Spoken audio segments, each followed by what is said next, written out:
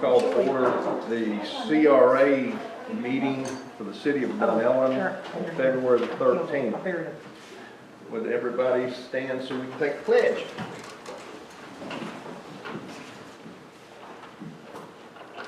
I pledge allegiance to the flag of the United States of America and to the republic for which it stands, one nation, under God, indivisible, with liberty and justice for all. Anybody would like to lead us in a prayer? Or would we just rather have a minute of silence?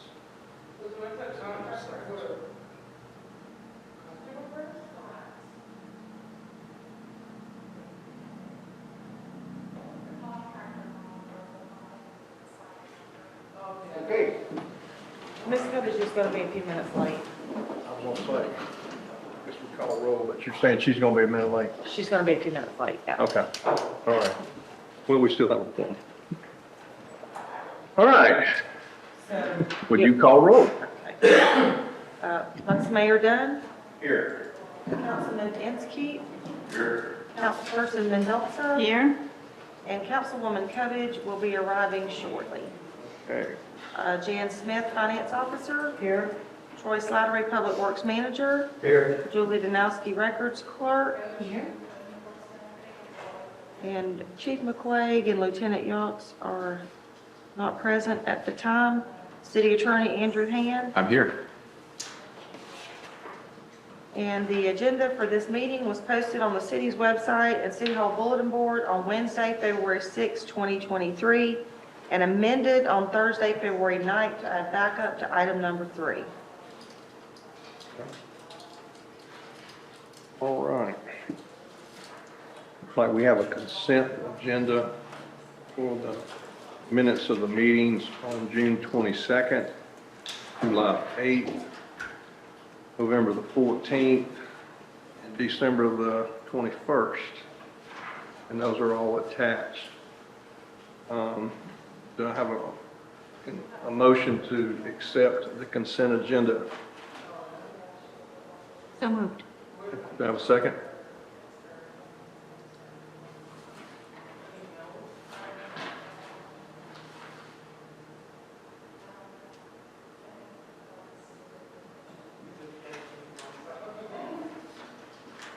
We're approving past minutes or consent agenda? Oh, I thought that was it. That's all that's on. That's all that's on Oh, here. that's on there, okay. Okay. So you're not ready to go ahead? So I move that we approve the consent agenda. Okay, have a second? A second. Okay, all in favor? Oh, we gotta have public discussion. You're good with that? Okay.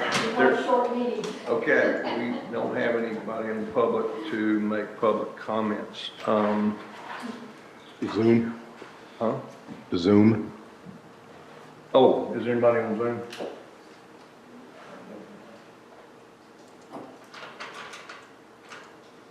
No. Okay, all right. All in favor? Aye. Aye. Aye. Okay. Passes. Okay, now for the regular agenda. We have an application for CRA Historic Preservation Facade Rehabilitation Reimbursement Grant, HPBG 2023-07, Rick and Jean Dunn, 11892 Illinois Street. Any public comment? Okay. In full disclosure, I am not related to the people in this motion. Okay. Do I have a motion to the CRA grant funds being awarded at the maximum amount of $5,000 for the application of HPBG 2023-07 to Rick and Jean Dunn? So moved. Second. Okay? Any discussion? Y'all good? No. Okay. All right. All in favor? Aye. Aye. Aye. Okay. Pass. unanimously. Okay, next item. Fiscal year 2022-2023, first quarter CRA budget update, Jan Smith. Okay, thank you. What you see in front of you is a summary of revenues and expenses. And use my little pointer here, hopefully I don't shine in anybody's eyes. I'm showing you unaudited actuals for last year. We still are in the middle of year end, so you kind of have to take that with a grain of salt. The budget, year-to-date actuals as of December 31st, and the amount of the budget that's been collected, and projections.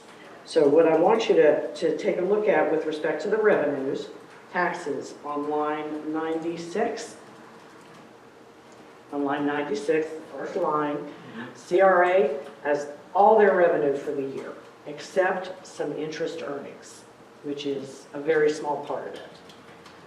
It's statutorily required that whether the city and county have received any ad valorem revenue, we must deposit funds into CRA by December 31st. And you'll see with the council presentation that we are kind of in the negative with our ad valorem because it's only first quarter. I have reduced the transfers from reserve based on the discussion of pausing the projects.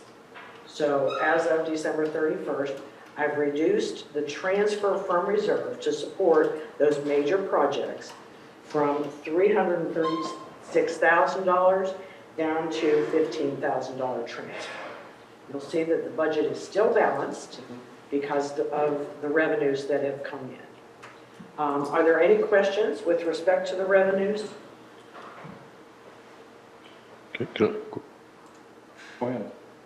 the 15,348, what project is that for? Well, you've got several projects.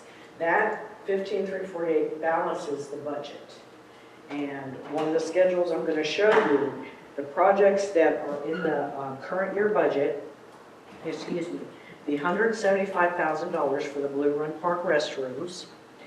There is $26,000 I have left in there for solar lighting, because it was just paused, it wasn't completely stopped. And then $3,000 for the software for the permitting and code enforcement. Okay, okay. So these projections are really only as good as my estimates and what I hear at meetings. So I'm sure it'll change as of the second quarter of the year. If you decide not to do those projects, I'll redo these estimates, these projections. Okay. And if we don't spend it, it stays in the bank. Sure. Moving on to expenses, the year-to-date actuals, we're at $23,169, primarily for operating personnel expenses and just basic operations, as well as a grant award of $5,000. Okay. Moving over to projections, the last column, I'm projecting all of the personnel expenses will be paid out because I don't know about a manager yet.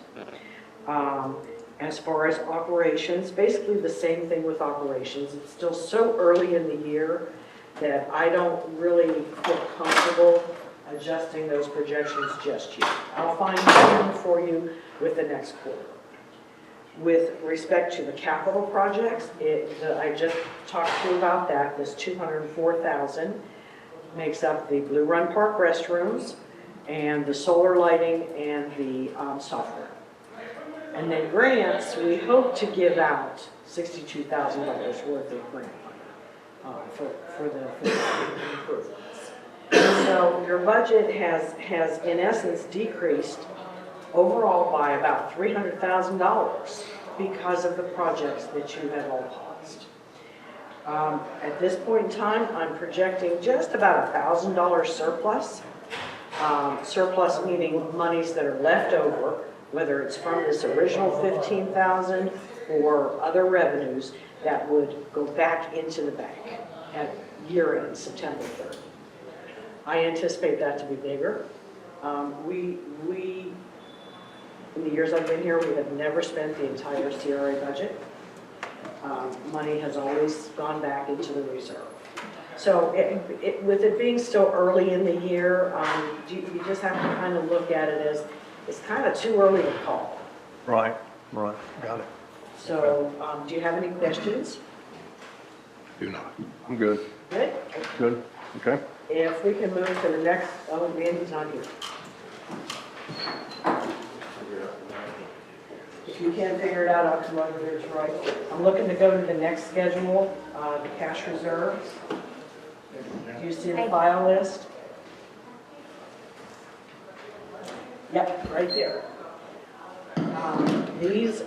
This is our bank account for TIF, as well as how that money is split. You can see that we have in the bank almost $1.2 million. The reserves that we have, we've got our general operations reserve, which is the checking account, $903,000, and then that reserve for the Blue Run Park restrooms. I am going to, since it was budgeted, I'm going to deposit the additional, I believe it's $46,000, into that Blue Run Park reserve. Because they're getting ready to maybe start construction, and we have committed $350,000 for that project. That via resolution years ago. We were allowed to, over the course of 7 years, deposit $50,000 a year, up to $350,000 for our contribution. And that's still on target for like October That's kickoff? my, Right, that's okay. my understanding. So unless that resolution would be reversed, we're still committed. We can't not. No. You're talking about transferring, excuse me, Jan, you're talking about transferring the balance of the 350. From this 900. Yeah. That's just a journal entry just to move it from one line to the next. Sure. And that way we're fully funded and it just stays. Yeah, I think that's wise. And we've met our target of 7 years. We actually got ahead of the game and then we slowed down a little bit because we were ahead of the game. Sure. Go ahead. Are there any questions with respect to the cash that we've got on hand? Maybe a little bit off base from that. For some reason, my understanding was Dunnellon's contributing $175,000 to Blue Run Park. Dunnellon is actually, Oh, I'm sorry, that's the bicycle path, that 350,000. I was mixing projects. okay, 175 to the restrooms, 350 to the County Road 484. Redoing that to provide for a bicycle path. The Okay. multimodal right. something. I'm sorry, I had these projects. Okay, so the bike path is $350K. Yes, Blue Run restroom is still the still the $175K. 175 this year. I'm sorry, I jumped ahead too, but I knew when you said 350, which one you were talking about. And I did too. It's But, just- okay, you go with that now? Yes, sir, thank you. Yep. Time frame is not October on that bike trail. Oh, that's right. The bikes, the bathroom Bathroom is October. schedule. Yeah, that list you gave us has got the bike path on it, and we have no idea when that's going to come. Well, Mandy will give you an update later, but we have a kickoff meeting coming up next week. Yeah, I'm sorry. I'm getting the two mixed up this guy.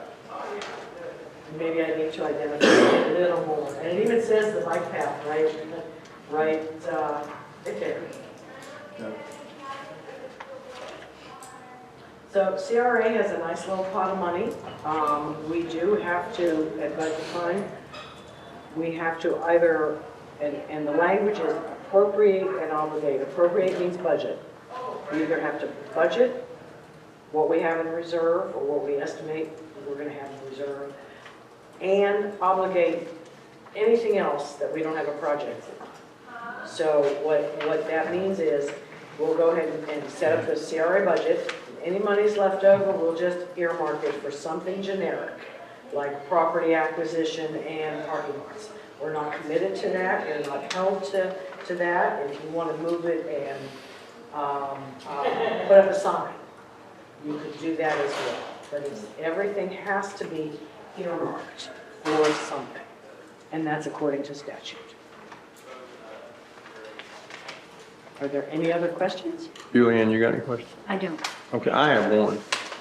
Help me with this, and this may have come up before, but we're using CRA funds to build a bike path. Is that appropriate? Okay, It's not a city facility. right. We are allowed to use CRA funds for roads, as long as it's within the CRA district. Okay. Can't encroach. If there's a piece of that road that's outside CRA, we have to use general fund money, which I don't believe there is. Okay, all right. Okay, I'm good with that now. I don't have any other questions. Okay? Mandy, can you scroll down to the last schedule, please? This is a schedule, I've eliminated quite a bit of the history because it's not applicable anymore, but it really repeats everything I've said in a little more detail. Here, you actually see the projects detailed out. But it represents the same information. And then a little further down below, Mandy, in the reserve section, here's where the 300 for the bike path, and then the 350 is what's projected by the end of this year. And here is the balance that is unappropriated, that we just kind of earmarked for generic development. And that wording can be changed if you don't care for how that's described. But that was, this is a kind of, I don't want to say leftover is probably the wrong word, but from a prior council that really wanted to see when the statute required us to spend money within 3 years, and if we didn't spend it within 3 years, we had to completely reappropriate it to a different project. This was a way for us to track that 3-year time. And that was the first year we committed it, and each year afterwards. And I've just kept this up. If you find this meaningful, I will continue to do this. If you don't find it helpful, and I mean, it's one way or another, I can, stop preparing this for you. Or I can take this out and show you more history, because I've just got the columns hidden. But it just repeats the other two things that I've talked about tonight. So unless you have questions, that concludes the CRA presentation, the first quarter. Tim, you have anything? Just one. I was looking at my screen and not where you were pointing. Which of these 7 through 26 items is basically just a placeholder for funds?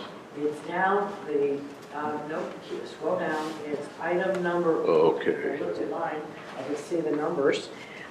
It's really. 35? 35. I got you, thank you. It's what's left over that's not budgeted. I understand, I just wasn't finding I was in the wrong spot, thanks. Can I ask you to print these out?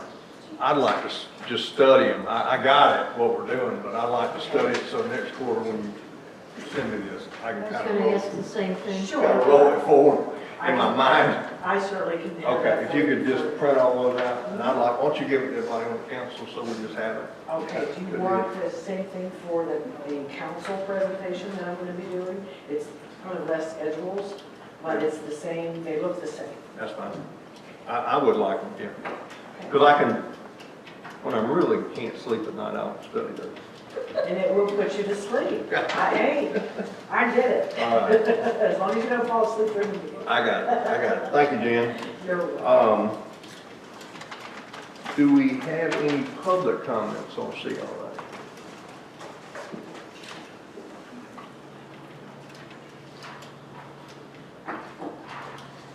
Don't have any public comments. Anybody signed up? Okay. I'm not sure. Go ahead. I know there's no council comment on this, but I just wanted to say two quick things. I think that tomorrow, the historic board is going to be talking about the, we just voted on allocation of one of those historic facade grants. I think that tomorrow they're going to be reviewing the applications and maybe discussing maybe some nuances or making some changes. I think it would be you know, I'm looking forward to giving some input about that, as far as just details of where the money's going. The other thing that I wanted to say was I hope at the next quarterly CRA meeting, maybe we can bring there's a page on, of the CRA plan that has the active projects on it, and I know they're on the quarterly, so it might be good to bring that project list forward so that we can just at least get eyeballs on it and clean it up, or, you know, talk about if we had additional projects that we wanted to see put on there. So maybe we can put that on the agenda of the next CRA meeting. Just so I understand, you're talking about amending the CRA plan Oh, no, I'm just talking about looking at the project list. that's in the CRA plan? Yes. Okay, because that's a real formal process to add any projects or... Oh, yeah, I think if we could just look at it as a group, that would be, I'm not talking about making any changes. I think that would be good. And you said the historic board is meeting tomorrow? Is that what you said? Pretty sure, yeah. Yes. What time? They meet at 5:30. 5:30? And were you asking that topic be placed on a future CRA agenda? The topic of just together taking a look at the current CRA project list. Okay, do you want that on just a regular workshop, or do you want to wait until the next CRA meeting? There's a lot going on. I don't have a problem waiting to the next CRA meeting. I like the idea of keeping everything CRA in the CRA timeframe. Just my 2 cents. I agree. I think that would be good for us to just kind of catch up on what's out there and Yeah, start what's in the getting work. Yeah, I think that's a great idea. Great idea.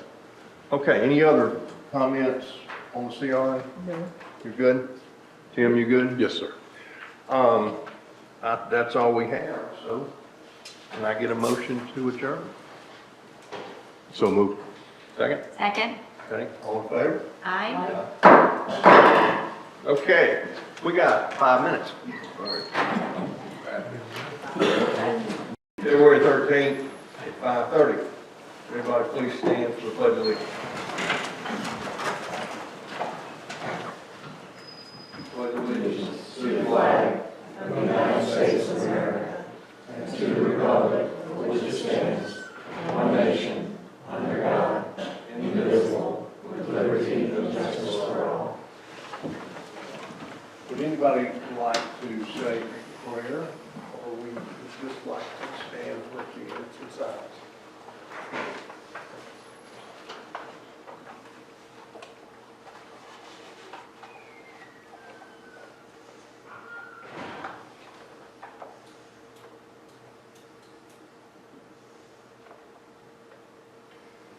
Okay.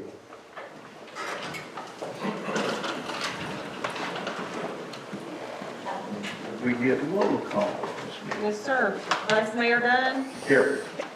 Councilperson Mendoza, Here. Councilman Ansky, Here. Councilwoman Cubbage, Royce Lowry, Public Works Manager, Here. Jan Smith, Finance Officer, Billy Dombrowski, Records Clerk, Chief McCray, Here. Lieutenant Jobs, He's here. excuse me, He's here. he's here. City Attorney Andrew Hand. I'm here. The agenda for this meeting was posted on the city's website and City Hall Bulletin Board on Thursday, February 9th, 2023. Okay. Does the council have any comments regarding this agenda? Have y'all all reviewed it? Have any comments, clarifications, anything you want to change? I'm not sure if this is the time or not. Item 8 on the consent agenda has to do with the Duke Energy electric vehicle fast charging site. I know that I would like to remove that from the consent agenda for more discussion. And I know we're only doing the amendment, but I went through the entire contract, and I have 16 comments, 14 of which I think need discussion and action before we move forward. Okay, and we'll take that off the consent agenda.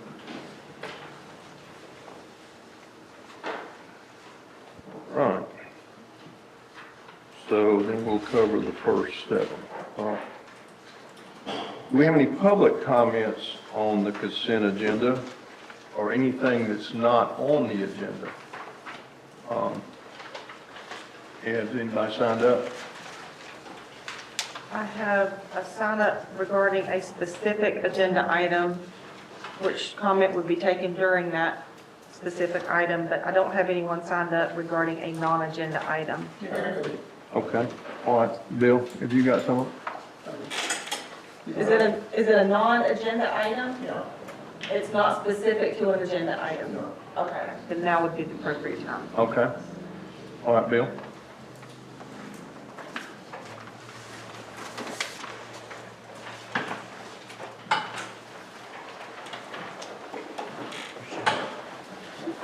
William Vibbert, 9552 Southwest 192nd Court Road, Dunnellon.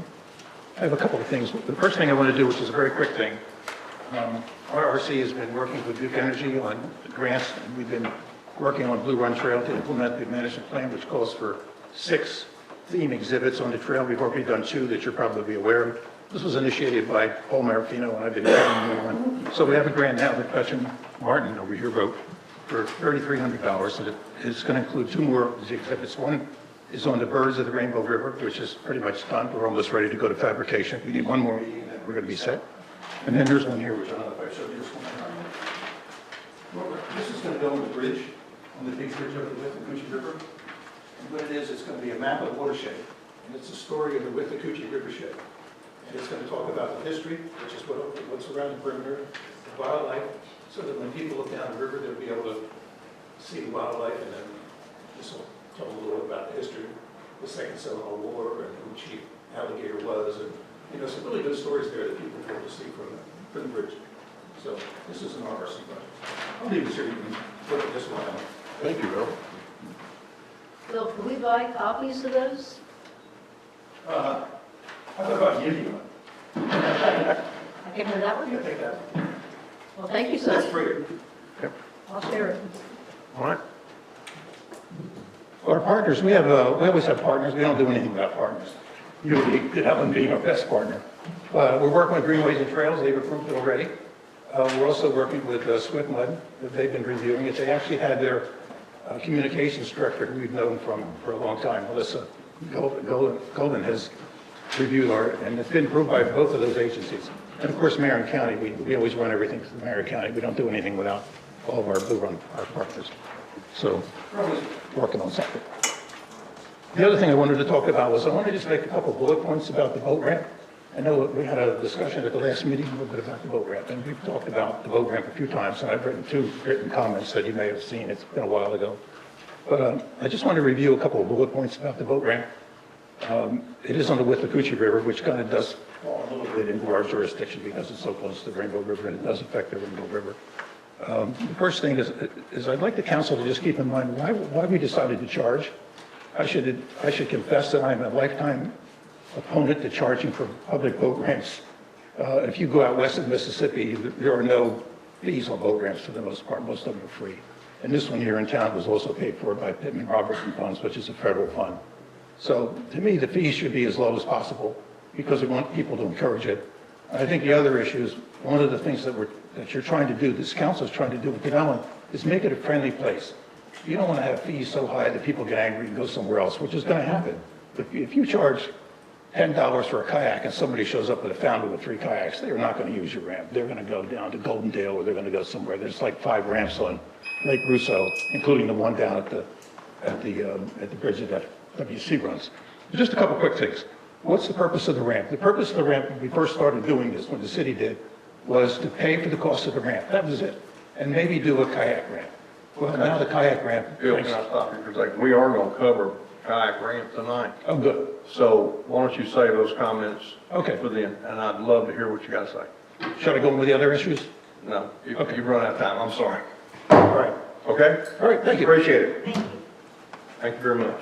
Anyone else have any comments?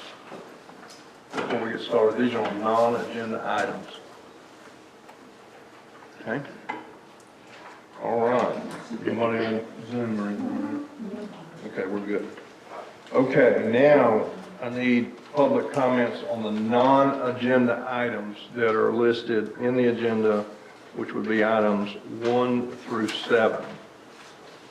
I believe you mean consent agenda item. Yeah, these are consent agenda items. Do I need to read?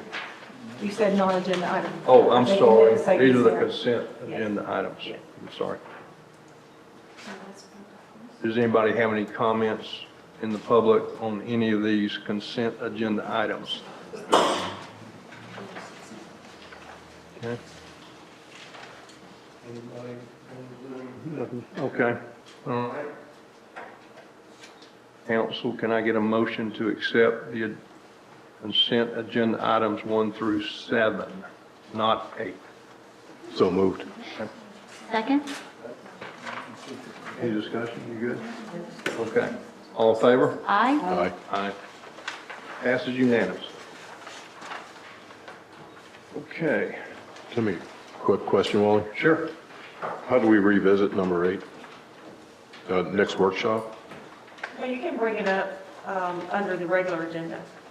We'll just, why don't we move it down to the end, Okay. if you don't mind? Or if you don't want to use time here, we move it to a workshop. I'm good with whatever. If, wait a minute, how many items you say you had? 16? 16? 16, right. Maybe we need to put that in a workshop. Right. If Yes. it was 1 or 2. Right, I'm with you. Okay, let's take, can we do that?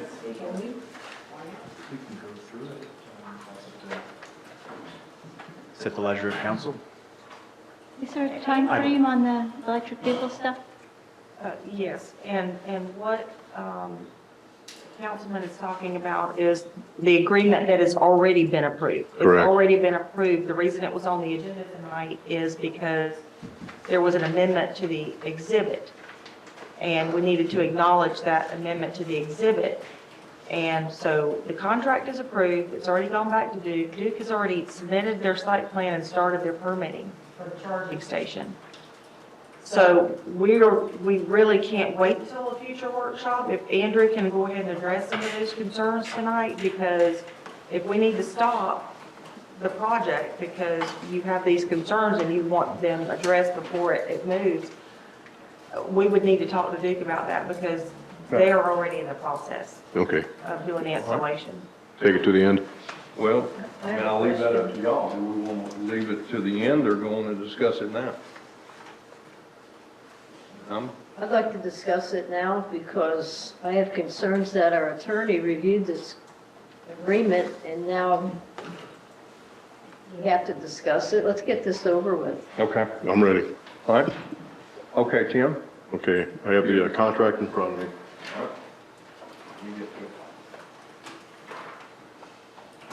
One thing I want to clarify, because I've heard a couple different ways, Duke Energy's paying for the electricity, who's paying for the electricity that's actually charging the car?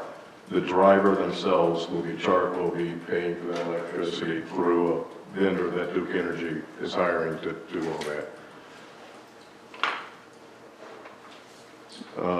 There's a sentencing in the, language in the contract that says, we are the host, the city is the host, shall not damage, disable, modify, or tamper with the equipment in any way except blah, blah, blah, blah, blah, blah. If host violates the preceding sentence, Duke Energy shall repair or replace equipment at host's sole expense. Vandalism is my question. Who's responsible for vandalism? So this provision here just simply states that the city shouldn't take any action to in some way engage with the equipment, do something to it. So this does not impart any responsibility on the city in the event of vandalism. Thank you. The next one is,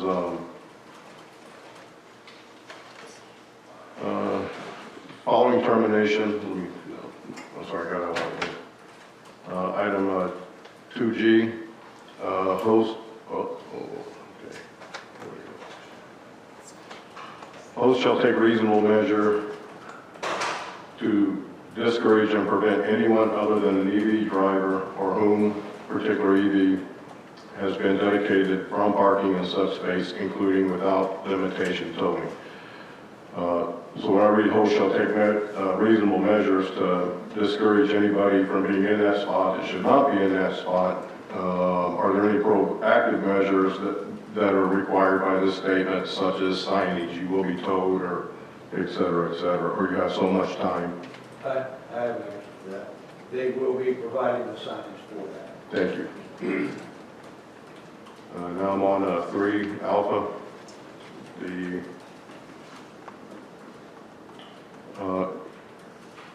After 10 years, this contract's basically good for 10 years with language in here that provides a 1-year extension. After that period of time, and I'm not sure if it's the 1 year or 10 years or plus the 1 year, not really that big a deal. But Duke Energy, in its sole discretion, may transfer title to the equipment to host as set forth in section 5 below. My question is, what if the city does not want title to this equipment? That's within the cities. I mean, ultimately, this contractual provision provides that Duke has that right. Now, presumably, this is going to have value. So, as far as it being a practical problem, I don't see much of a practical problem there from a legal standpoint. But if the city didn't want title to the equipment, it would have to take title per this contractual provision and then liquidate the equipment as surplus. Let me ask it this way. Is the city, after this 10 or 11 years, are they required, if Duke says, we want you to have title to it, is the city required to take title to it? Per this provision, yes, because it says they may transfer it. Is that an issue if we don't want it?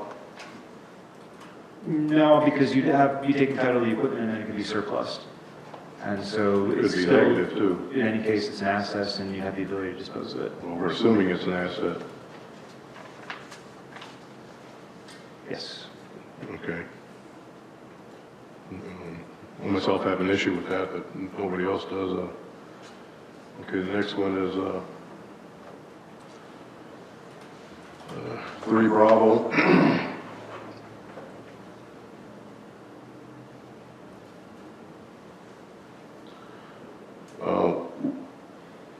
Equipment following any such termination, once the agreement is terminated, equipment following any such termination and return to the area, Duke Energy will return the area to normal parking and in each case at Duke Energy's sole expense, provided. However, Duke Energy shall have the option, but not the obligation, to remove any infrastructure. My question is, what are the infrastructure components? And we shouldn't agree to something that when we don't understand, there's not enough detail to understand what the risks are. We don't know what the infrastructure is, and we don't know what the cost would be to remove it, if we got to remove it, et cetera. So in 10 years, we could have an issue. I believe this was a discussion or it was addressed initially by staff, but typically when you see these types of agreements from Duke and energy companies, you're looking at the actual equipment being the equipment and infrastructure as being the parking infrastructure, parking blocks, low-tech, non-electrical equipment, or just infrastructure having to deal with the parking, the pavement and so forth, any concrete pads that are poured, not the actual electrical equipment. Can Troy comment on that also? Yeah, and Andrew's right on the money with that. So my understanding of that is if they abandon it, okay, we shut it down, we don't use it anymore, the city has the right to take the equipment out of there, but Duke Energy would be responsible to restore the parking lot. The parking lot's not going to receive any damage as a result of the project. It's simply going to be painted a different color. Now, there'll be some work done to get the project completed, but when it's all said and done, 10 years from now, you probably just leave the equipment there as a historical item, and you still have access to the parking spots. You literally just take down the no parking signs and let it resume back to normal use.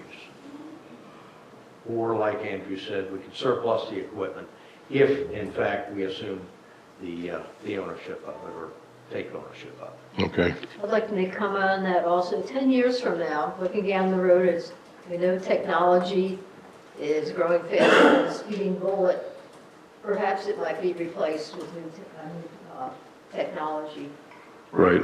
I'm just leery of, and I'm not trying to use words against anybody, but I'm leery of perhaps, I'm leery of should, I'm leery of typical Duke agreements or this.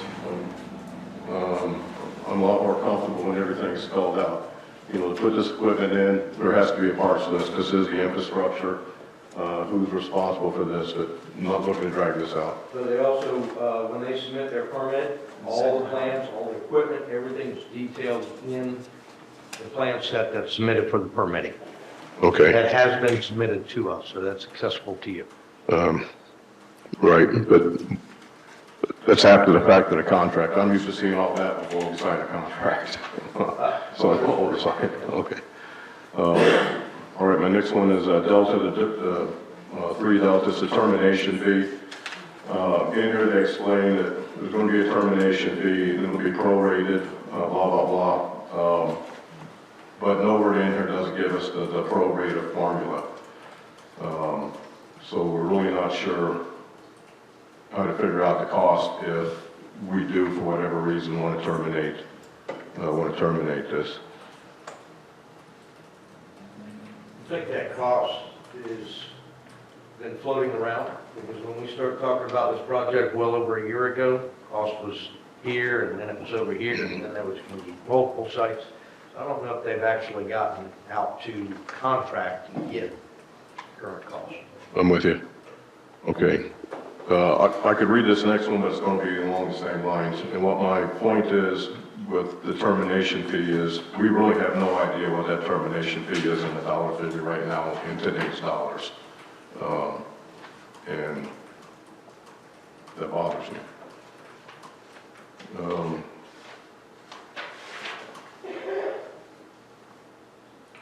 Okay, now we're to Duke Energy does not guarantee continuity of service to the EVSE and is not responsible or liable for interruption, failure, or defect in the supply or character of the electricity furnished to facilities or equipment. My question is there any liability to the city if someone gets hurt, i.e. electrocuted, or a vehicle is damaged because of the characteristic of the electricity? So the big change in this agreement, or the change that I requested, is in the portion regarding $250,000. limitation of liabilities and so forth, and that's all in there. I think what's important to remember when we talk about city liability, what the city is responsible for is its own negligence. Now, that doesn't mean that the city can't be sued in a lawsuit. And oftentimes when you have negligence type of issues, you might have comparative or contributory negligence because there are more than one party is being negligent. But by allowing something to proceed and to be on city property, while the city may be sued in some case, or may even settle a case or be involved in it, you know, really what we're looking for liability and clear, distinct legal liability is some sort of negligence on behalf of the city. So here, all this provision is simply stating is, hey, if there's a power outage, you know, or something happens, or a power surge, we're not going to take responsibility. Ultimately, that's really going to be between Duke Energy and the provider, unless somehow the city infrastructure, the parking lot, or something contributed to the damage. Doesn't mean the city wouldn't get sued in that case, but that would go to the insurer, and you know, in most cases they would either settle that or have that portion of the case dismissed. Okay, thank you. Now I'm on governmental approvals, paragraph 6. Duke is only obtaining the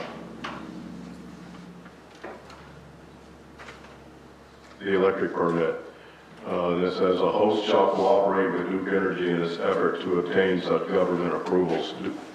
Do we know of anything, any other permitting or anything besides the permit that Duke is There's going to no pull? additional permits for stormwater or anything like that, because they're not modifying the design or the functionality of the parking lot. So the really biggest part of the project is their transformer and the service lines coming across the road. That's all their utilities, their work, their permitting. Okay, Okay, and then of course they will have a city permit to do the actual work on site, right, and that's in our permit review. okay, but no other government agencies? Should be no other government Okay. agency, because we're not interfering with county right of way or any other state right of ways. Great. Okay, my next comment is like paragraph 7, accessibility requirements. Basically, we're talking about ADA compliant. These parking spots must be ADA compliant according to this paragraph. I forgot to go look, are the chosen spots now ADA compliant? The site that was chosen will be ADA compliant upon their construction. In other words, the area that they're going into is compliant with the ADA once they do the restriping, basically. Okay, but the city is responsible for restriping and all that. The Duke Energy is responsible for all the striping, all the markings, everything. That is absolutely not the way I read this. Can you read that again, please?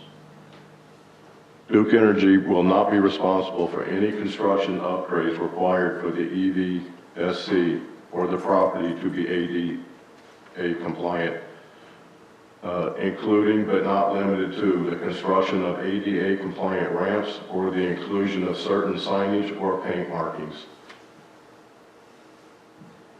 Yes, because when I met with them on site, they take care of all of that. Right, yes. So that's, This says exactly the opposite. we can get Randy to send out an email and have that cleared up, I'm pretty sure, Okay. as quickly as possible.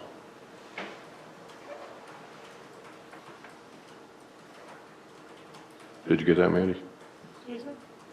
Because that was one of the reasons we chose to move the site from the red brick parking over to the asphalt parking, because they're going to be painting. Right, be more room for ADA, right. For the, But right now, anything that has to be done with those parking spots to make them ADA compliant is on the city. physically, nothing, because the parking lot itself is ADA compliant. They're just simply using extra parking space to make the parking stalls wider with the 5-foot average. Right, and that is up to the city to figure out and do and pay for in this contract. If that's the way you're reading it, then that is something I do agree needs to be correct. Okay, and how are we going to do that? What paragraph was that? Paragraph 8, Paragraph 8? I'm sorry, paragraph 7. Yeah, that was 7. Go ahead. Paragraph 7. 7? Yes, ma'am. All right, I'll reach out to the project manager that was working with Troy and find out about that. Okay, paragraph 8 says duty to notify. Basically, if there's any issues, whether it's unsafe, it's not working, whatever, host shall promptly report all claims and or incidents to Duke Energy or its designated representatives and promptly thereafter confirm in writing the occurrence of any injury, loss, or damage incurred. So that would fall upon the city clerk. Are we prepared to do something like that? Do we know how cumbersome it's going to be? A citizen reached out to me, and she said, recommended many spots, because she has an EV, where they use a QR code on the sign, and if there's an issue, they hit the QR code with their phone and report it. But we're getting ready to make the city responsible to notify Duke Energy for any issues with those. That's when the city's aware of something. So this is one of those issues where liability does come into place. The city's aware of something dangerous and then doesn't take any action to do something about it. Liability, negligence, that could be an issue. So in this case, there absolutely should be something on site where a UV or EV user, pardon me, EV, can make contact with Duke Energy.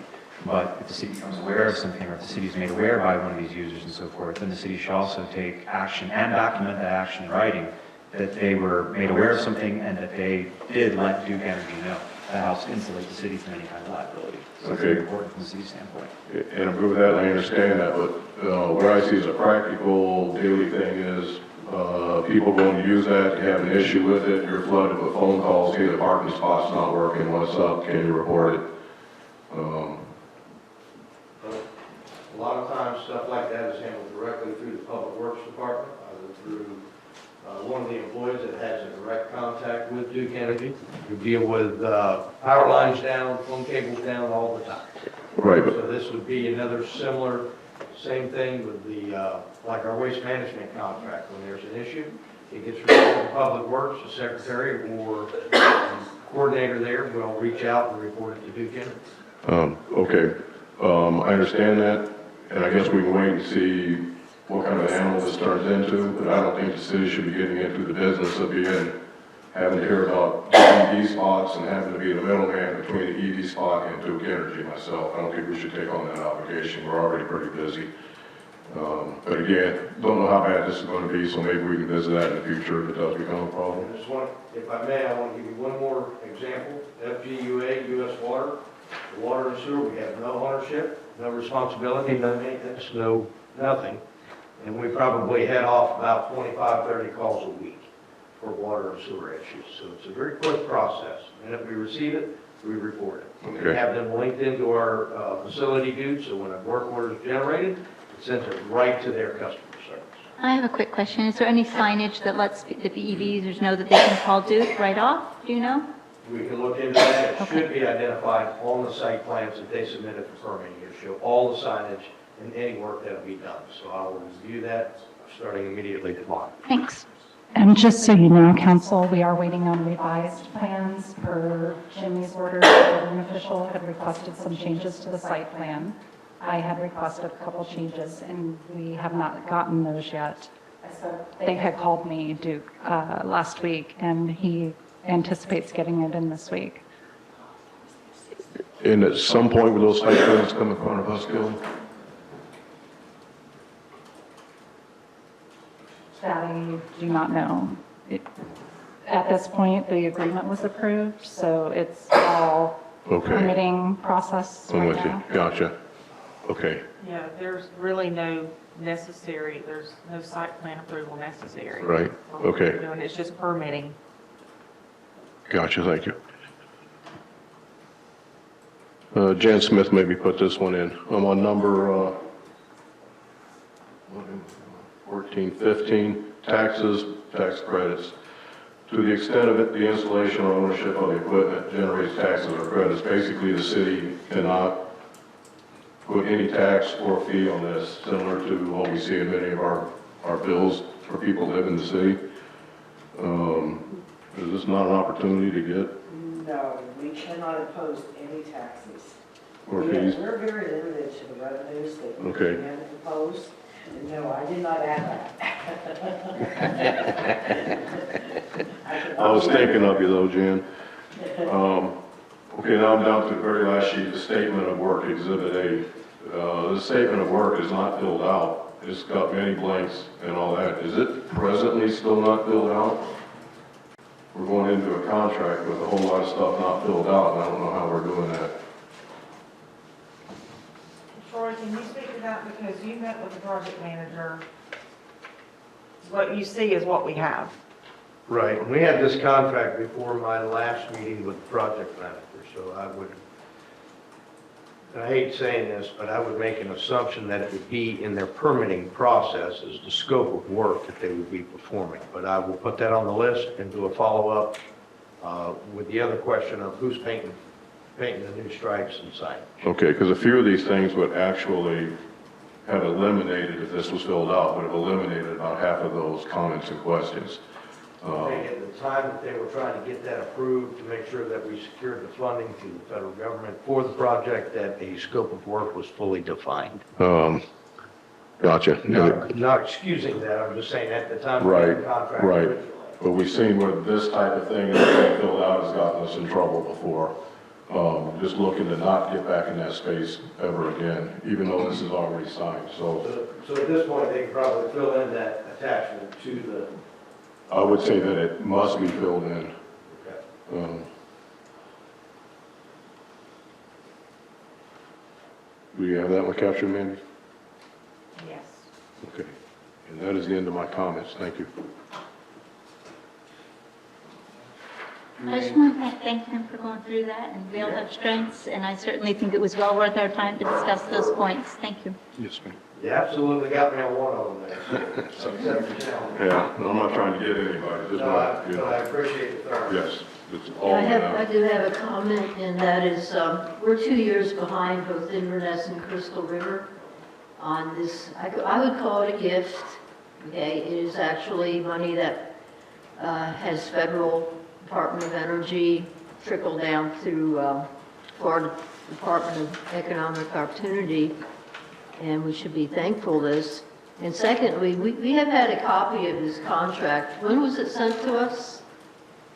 4 weeks ago? It was last revised February 17th. Yeah, I think this should have been discussed at our workshop, all these questions, or questions submitted to our attorney ahead of time, and then they could have been shared to fellow council members via the usual way, question and answer through Mandy. That was done. The comments were sent out. Yeah, exactly. Right, but only the addendum was only the addendum was in the workshop. When I seen the addendum, I wanted to see what the rest of the contract was about. Okay, which was prior to us, and I went back and I looked at the rest of the contract that brought up these questions. And this city has a history of being in a hurry because of this and because of that, and we made many wrong choices, and we're paying for them dearly in our budgets.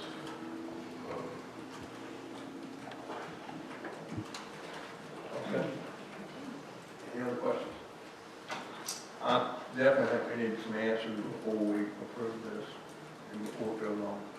So the sooner we can get those answers, the sooner we, and if you can just reach out to Doug Power and find out how they I want to think answer it. I can reach out to the project manager, direct me will help, and reach out to the emails and send a message going that way. Mhm. So I'm pretty sure we'll get somebody on the phone by the end of the week Okay. and just see if they can't get that submitted at the same time they submit their updated plans. It's really no change to the contract that I see, it's just clearing up the verbiage on, the scope of work, all right, and the, who's responsible for the striping, okay? Correct. Pretty much the two major things that we're looking into. Yes, sir. Okay. And as far as the cost to the customer, my understanding is the charging portion is free, but if you overextend your time, then the clock starts running, they bill you by the minute that you stay plugged in a violation of not moving. So, but we can get some clarity. Thank you. And thank you, Tim. Yes, sir. Good questions. Okay, moving on to the next item on the agenda, which is the quasi-judicial hearing.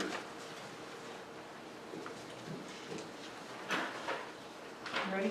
Yes, sir. Yes, ma'am.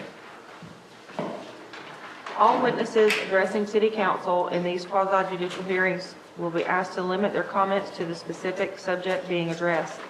Witnesses should disclose any personal interest or relationship and any business, professional, or financial interest with any individual, group, project, or proposal regarding the subject matter under review. Witnesses should always err on the side of more public disclosure, not less, in order to provide integrity to the public process. Testimony will be limited to 3 minutes per witness unless the applicant, staff, or affected person requests an extension of time. A request for extension of time will be considered by the council to assure all parties have a full and fair opportunity to participate without undue repetition and delay. Public input is valued by the council. However, in order to foster mutual respect, personal comments should not be directed toward council members or staff. Members of the public shall refrain from interrupting the speaker at the podium. At the conclusion of the hearing, the City Council of the City of Dunnellon will make a decision whether to approve the applicant's request. All witnesses will be sworn in and testify under oath. All persons presenting evidence will state their name and residence address on the record. All documentary evidence will be marked as an exhibit and maintained as part of the record if accepted by council.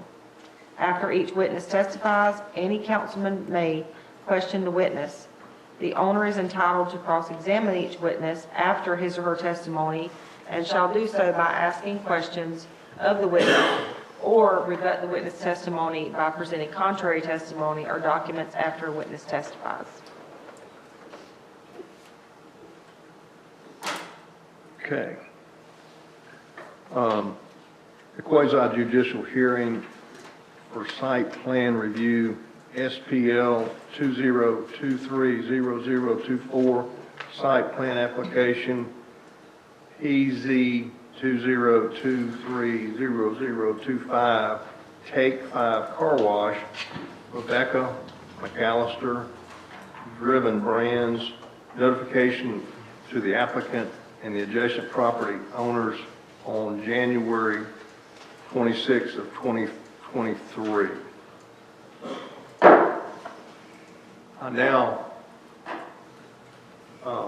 It is now, looks like 6:08 p.m. I close the regular meeting and open the quasi-judicial hearing for site plan review SPL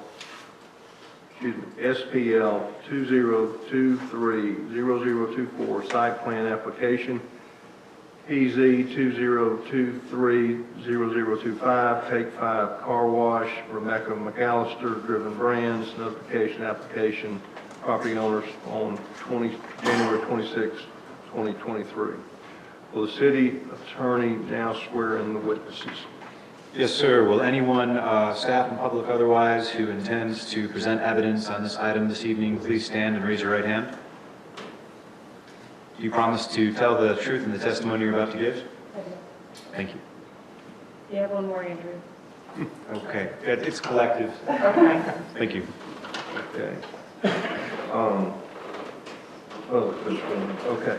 Does anybody on the council have any communication with the applicant or any of this process? I do not. I do not. I have not. I have not, so none of us have, okay. Presentation by the staff. Go ahead, Kelly. All right.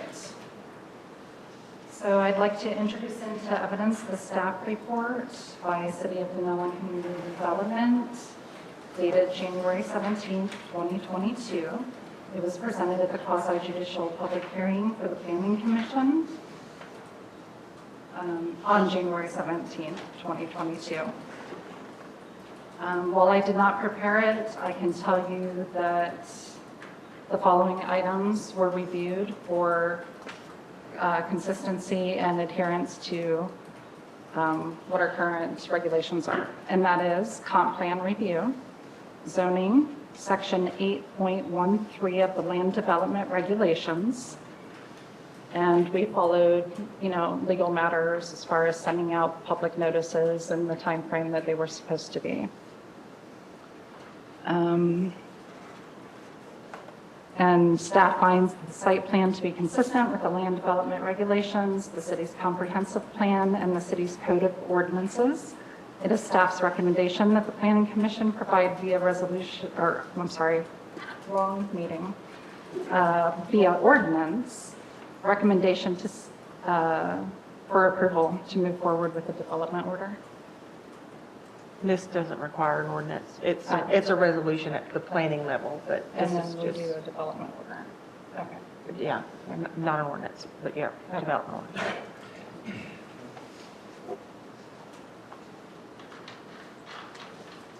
Are there any questions? During the planning process, I hear car wash, I hear a lot of water consumption. Is Fuga part of the water or part of the planning or part of the review process? I'm sorry, was what part of it? Is Fuga part of the planning or part of the review process? I'd like Jason Sheridan to step up and answer that. But yes, I do remember Georgina being in touch with FGUA with respect to some of those items. Good evening. Jason Sheridan, Panoni Associates, on behalf of Driven Brands. Address is 5755 Rio Vista Drive, Clearwater, Florida. I guess in previous discussions, it was suggested that a presentation wasn't needed, but I'm here to answer any questions. It sounds like the first one is FGUA. We are working through their review. The technical review is completed. We're just finishing up the details of the easement agreement. Okay, so as far as how much water a car wash consumes, FUGA has no issue there? Nope. For, So we still get our showers at night? and sanitary discharge, Okay, sorry, let me speak over you. yes. Thank you. Any other questions? I have one question. Is this water used on a recycle? Is it filtered, cleaned, and then used again? So it's between 60 and 80% recycled water, depending on how busy they are. There are 4 1,500-gallon tanks that is recirculated back through the car wash. And during the peak hours when there is discharge from the site, it's floated through a 2,500-gallon sand oil separator. So it is cleaned both inside the car wash and then before it discharges through a filter. Yeah, another question on the same theme is, does Florida DEP inspect and regulate these car washes? Only specific municipalities that don't have full water authority control. So in this case, it would be FGUA controlling this. So in some of the unincorporated municipalities and counties, they defer to the DEP. but in this instance, it would be FGUA. So there, we wouldn't need additional permitting from the DEP. Okay, thank you, sir.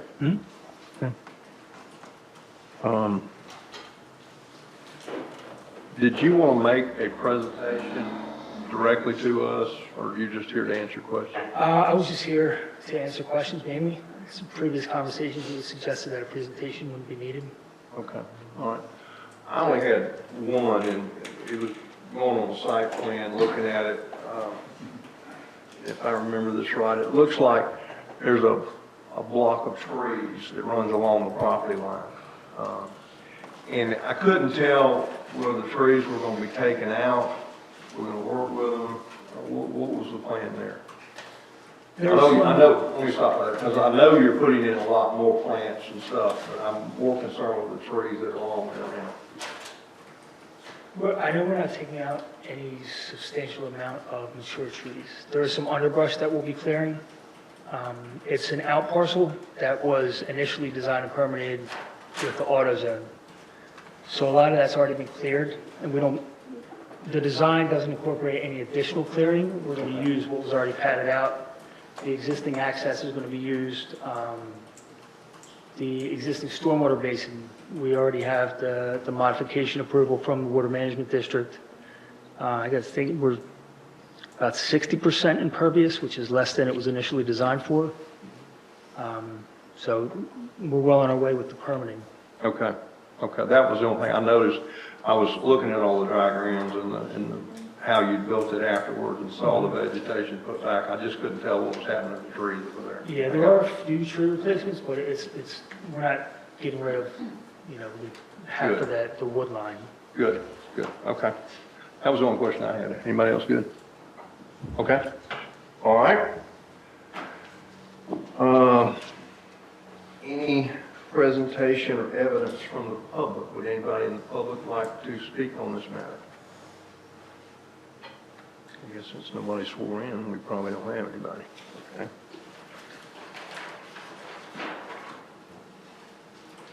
All right.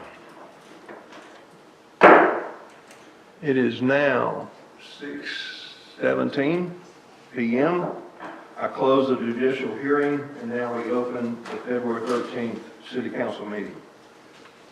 We can now, amongst ourselves, discuss this.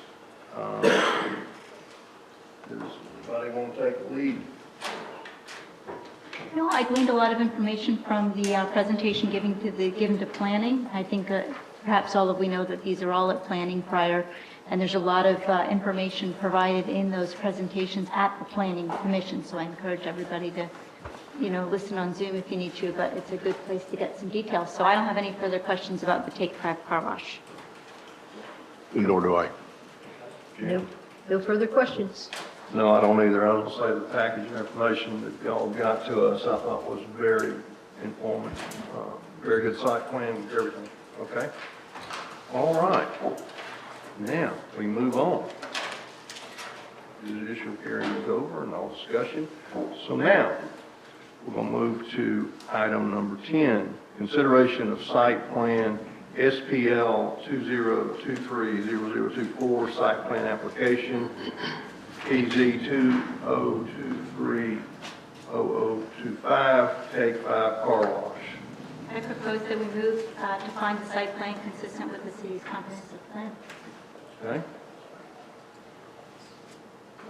Second. Okay. Do we have any discussion? No discussion here. Good. Okay. All in favor? Aye. Aye. Unanimous. Okay, now I need a second proposal. Thing. Or is that just written down here twice? There's a second motion. Yeah, Yep, there I is. make a motion to move site plan SPL 2023-0024 P 2023-0025 for Take 5 car wash be approved. I second. Second. Any discussion? I approve. No discussion. No discussion. Okay, all in favor? Aye. Aye. Unanimous. Okay. Keep moving. Thank you. We got us a car wash. All right. All right, number 11, first quarterly general fund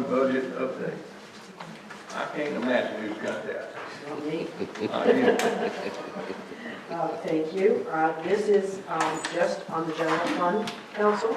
We're a quarter of the way into the year, so just take these figures with a grain of salt because it is very early. And the projections do reflect the earliness of the year. You can see that even in line 1, and the first category we're going to talk about is revenue, but in line 1, as far as taxes, we're in the negative. We haven't started receiving our ad valorem revenue yet, which makes up most of that line item's budget. But we had to give CRA the full amount of their revenue that was the city's portion. That's what has created that negative $21,000. It will go up, and we will meet the target of our ad valorem, and pretty much the rest of the excise taxes, the communication service tax, the propane taxes, the gas taxes, those come in pretty much true to budget. So you'll see that in the next quarter. So don't be too concerned about that negative number yet. I highlight the major items that I'm projecting a large difference, typically over $1,000. Right now, licensing and permits, I'm projecting to come under budget. Again, it is only timing of the year, and they're not coming in as anticipated this first quarter. Doesn't mean they're not going to come in the remainder of the year, but I can only go by this picture at this point in time. There's no guarantee that we do meet the permitting budget. Just depends on what kind of business comes in. Is there anything you see that's driving that we made it? No, just overall. At this point, I Okay. don't have details, but like the car wash, we just approved the car wash. And it just depends on what else is coming down the line. Okay. And permit revenue is really based on my understanding, kind of what's happened historically. Sometimes they know ahead of time when budget is prepared. Other times, it's our best guesstimate. Okay, so we didn't make some assumptions based on some information we had, and that those assumptions did not come to fruition? Not at this 25% point in time. Okay, thank you.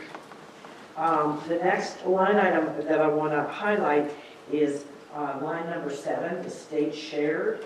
I'm projecting is coming in about $1,600 under budget, and that's due to primarily alcohol beverage licenses not coming in. The prior year, we had more money coming in at this point in time than we do this year. So it just depends on the licenses that are renewed. There may be some businesses that have gone out of business. So that kind of drives that a little bit. I do know we did just receive in January a distribution. I don't have that information, at my fingertips. So it is trickling in. The next item is under miscellaneous. I'm projecting at this point that we're about $2,500 over budget.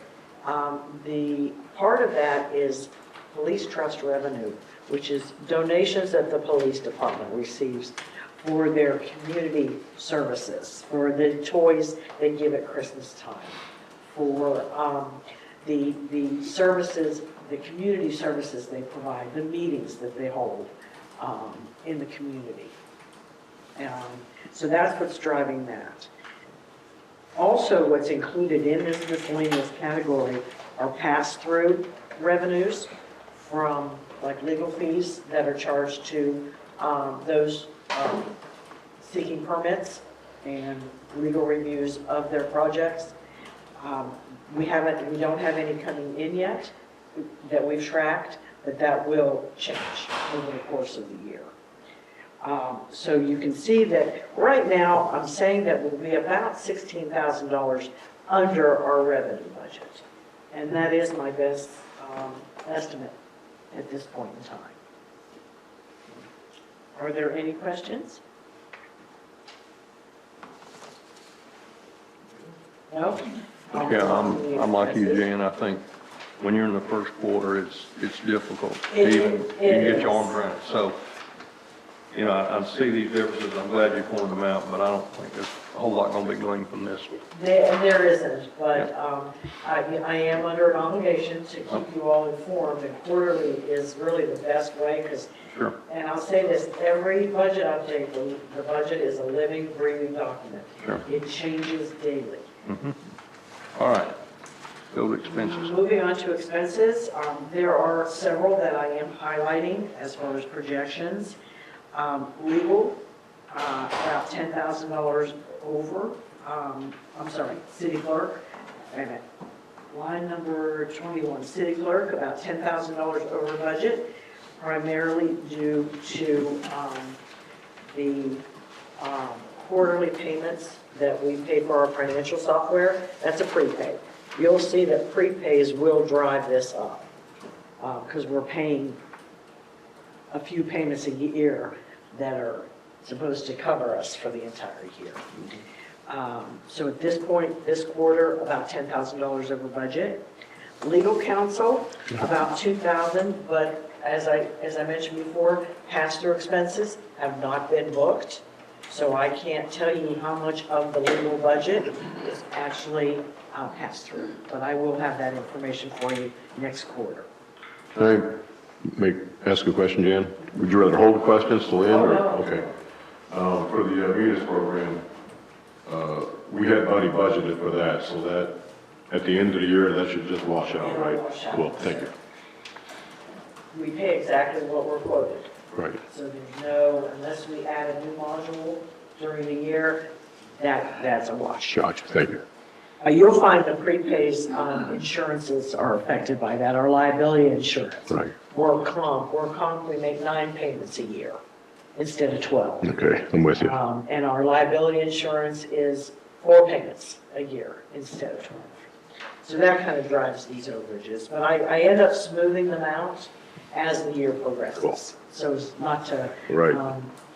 cause concern. The next item I'd like to highlight, and I wish I had brought a ruler. Information technology. Nope, wrong line. Finance, line number 25. That is under, I'm projecting that to be under budget by about 3,800. They changed our methodology for an actuarial study that is required for our audit, and we don't have to pay as much from what I budgeted. So I am projecting a surplus for this. Moving down to line number 28, police department.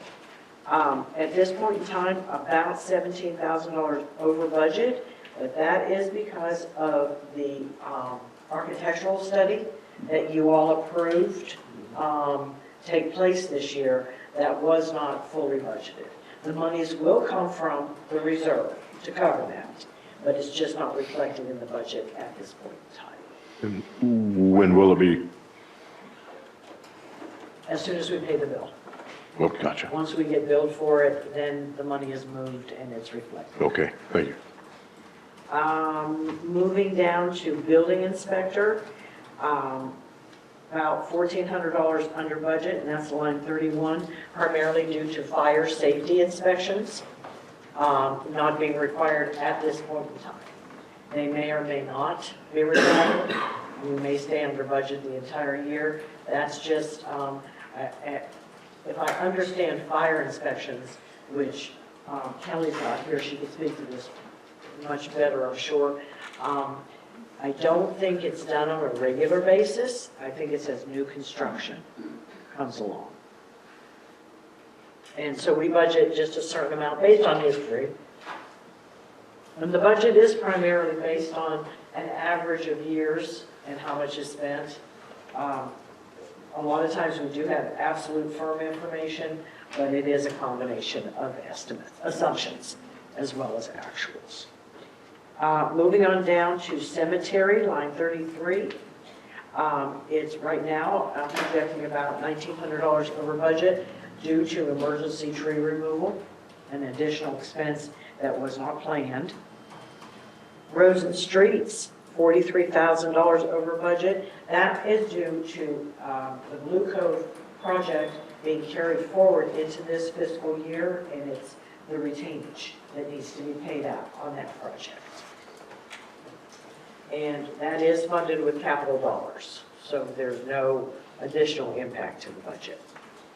Moving on down to line 37, police trust expense. This goes back to using those donated funds.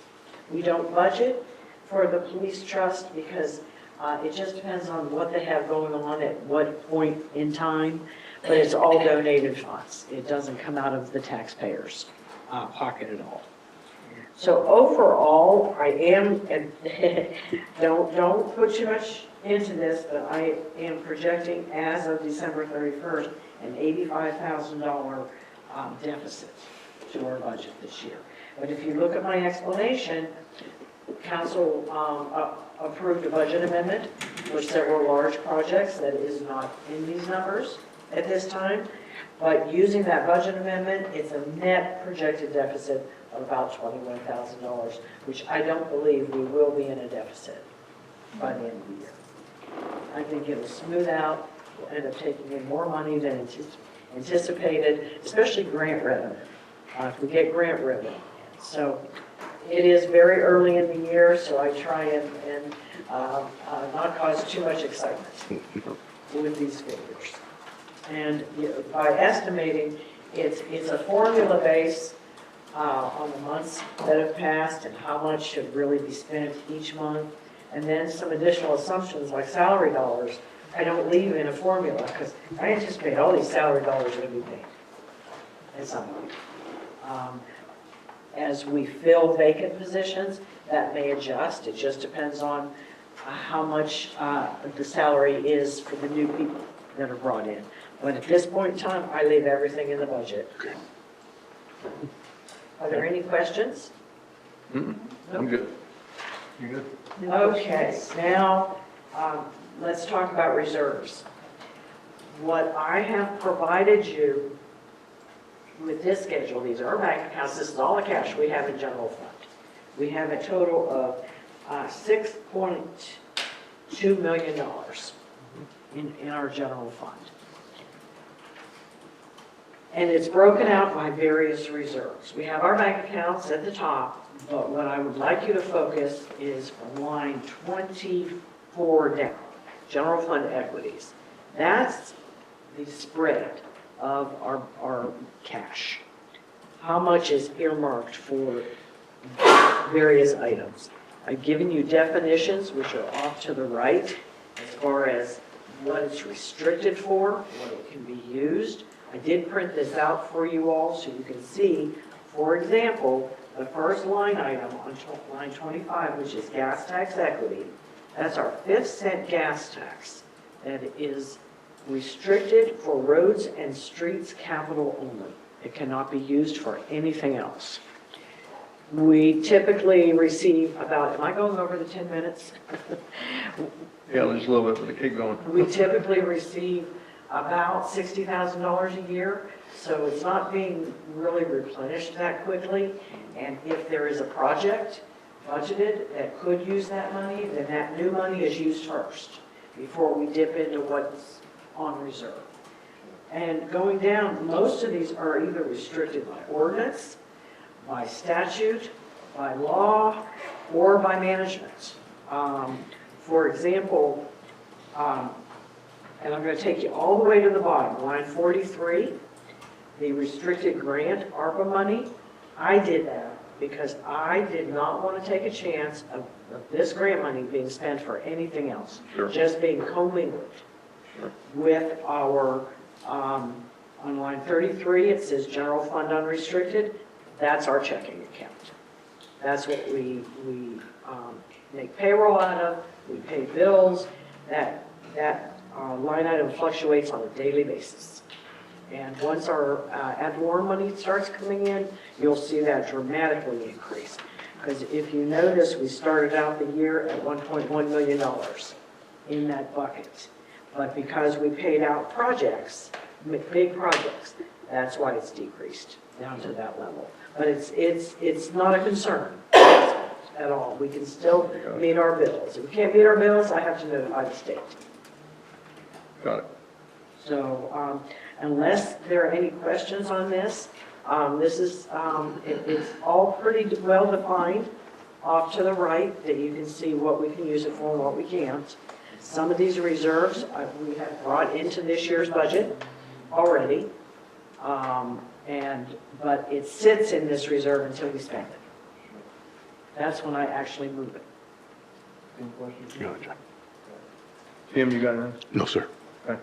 I just want to make sure, because I'm following this, I get it, I appreciate you breaking out the ARPA funds, because I'm like you, I want to make sure where that is, and I want to make sure we do it right, and get it approved, and get it spent within the time limit.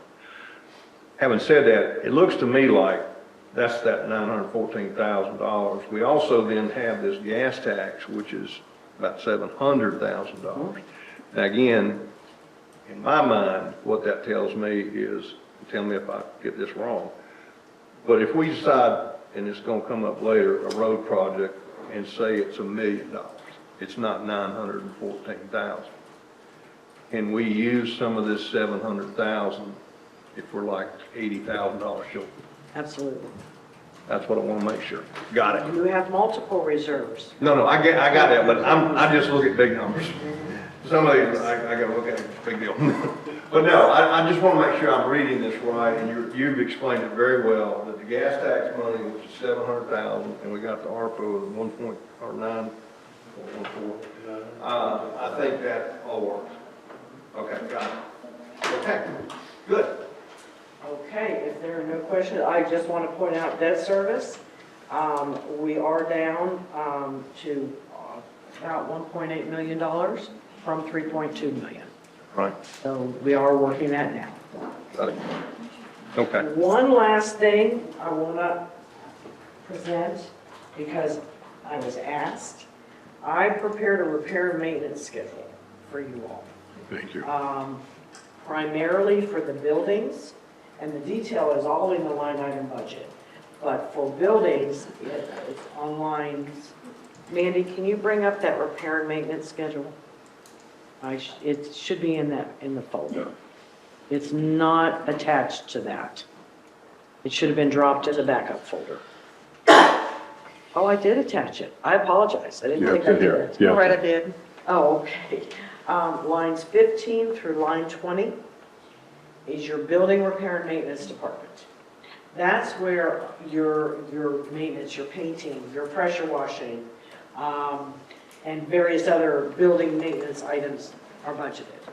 The rest of the departments are primarily, and I did footnote this at the bottom of the schedule, that this category of repair and maintenance also includes system software and various leased equipment that the city has always classified as repair and maintenance to building and equipment. So historically, it's been left there. So when you see the other departments, like in city council, that's going to be your systems maintenance. And if you'll just bear with me real quick, you've got your digital meeting recorder, you've got spam filter for your computers, you've got other software, firewall support. So repair and maintenance is a real catch-all. Got it. But when you're focusing on what do we have for the buildings, that's when we look at Department 01518. Right, and this, I mean, just personally, in my opinion, I'm glad you did this, because this is what I've been pushing to see what we had budgeted in the past. And I think this clearly, in my opinion, council, needs to be something we need to look at, because if the annual budget's only $17,000 for repair and maintenance on this building, and we haven't washed or painted or whatever, we need to address that going forward. And I appreciate you breaking this out, because this gives me exactly what I think we need, and that's something the council just going to have to discuss. Sure, and capital items Right. would not be included. No, I get that, but doing things like painting, just general repairs, this is the kind of stuff I want to see what we got. Okay, thank you. You're welcome. And, Great. unless there are questions, that concludes my presentation. Okay. First quarter. Good deal. Any questions? No. Y'all good? Okay. All right. Damn. We're moving right along. Boy, we're moving right along. Okay, projects that we put on hold. I asked for this to be put back on this agenda. One of y'all may have done it too, because during a previous meeting, we had paused these items, and I just felt like we need to make a decision. Do we keep pausing them? Do we stop them? Or do we want to put them back on? Let's go. And so I've tried to get, and Mandy's done this, is list them down. There was 4 of them. One is the shade shelters at City Beach, the wayfinding signs, the lighting on West Pennsylvania, and the Main Street project. I would think we should have a motion to either keep suspending it, stop it completely and abandon it, or put it back on. We need to get this done. Okay? Do I have a motion to do anything? Well, but I'll just make a quick discussion. Oh, wait. I'll still do something first. Any public comment? Oh. I'm sorry, I'm about to skip the public. Do y'all have any public comments about these items that we suspended a few months ago? Shade shelters at City Beach, wayfaring signs, the solar lighting fixtures we were going to put on West Pennsylvania, or the Main Street project. This council, yes, ma'am. Brenda.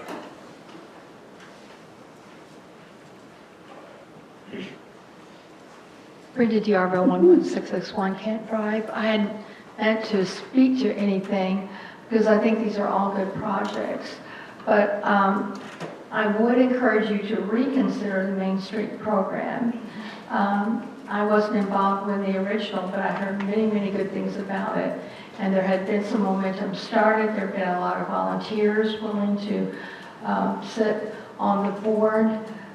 So as Dunnellon is progressing and evolving into the kind of community that we wish for our city to be, I really would encourage you to not completely stop that. May have to pause it a little bit longer until some more infrastructure gets built here, but I really would encourage you to keep that on the list. Thank you. Appreciate the comments. Anyone else in the public? Yes,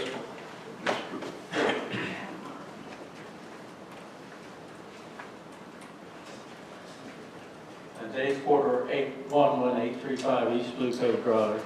So the wayfinding signs and the lighting, I would like the council to consider all of Dunnellon. We focus on just the Pennsylvania Avenue and the historic district, and even after the distinctly Dunnellon study was done, that the city's changed a lot. We don't have as many boutiques and little restaurants. They're becoming more of fixed businesses.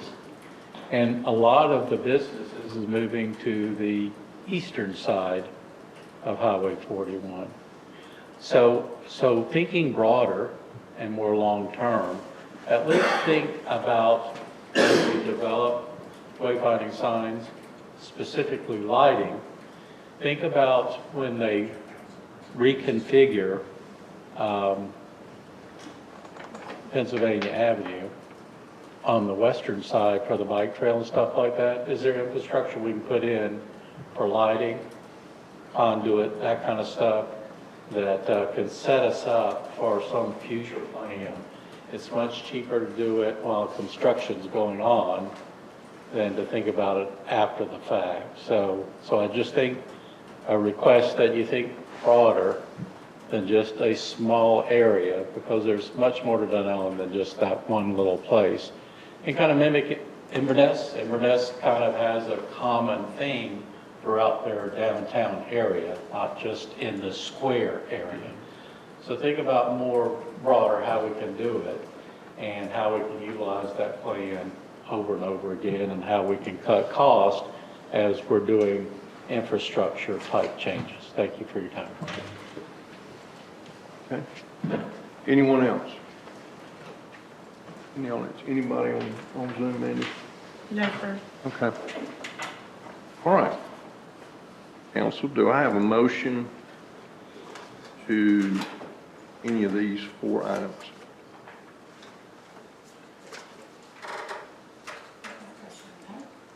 We have a motion, second, then we have discussion. Oh, okay.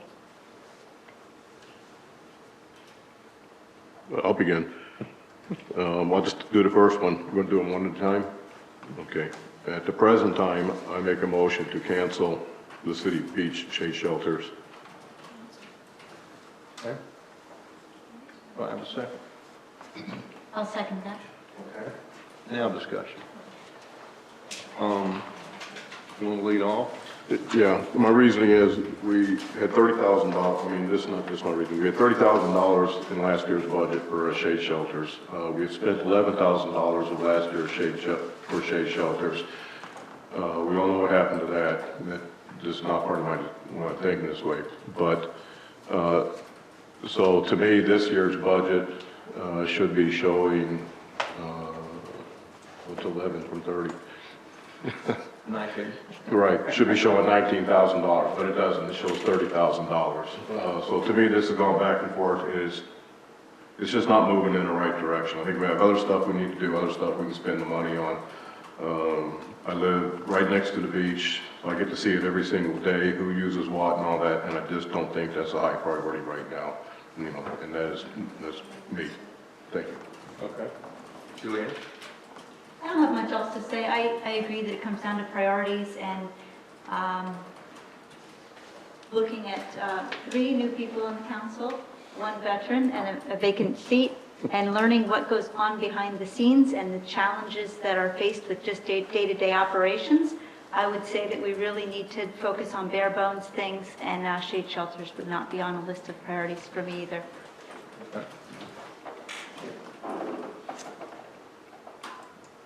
I really don't know what to say about this. Say completely stop.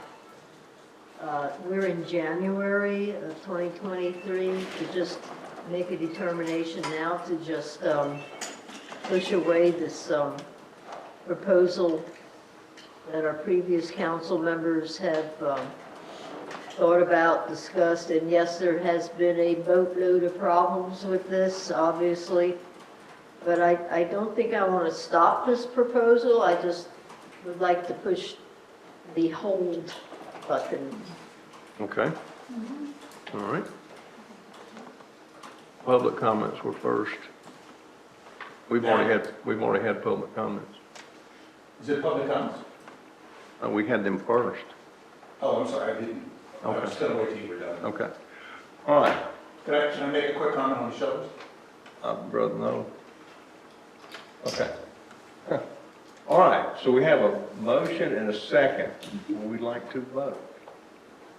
I'll say one comment. I totally agree with you. I think we've got some issues that we need to address in this town, and this is not one of them. That's the way I put it. Okay. So we have a motion and a second to Cancel the shade shelters. Okay.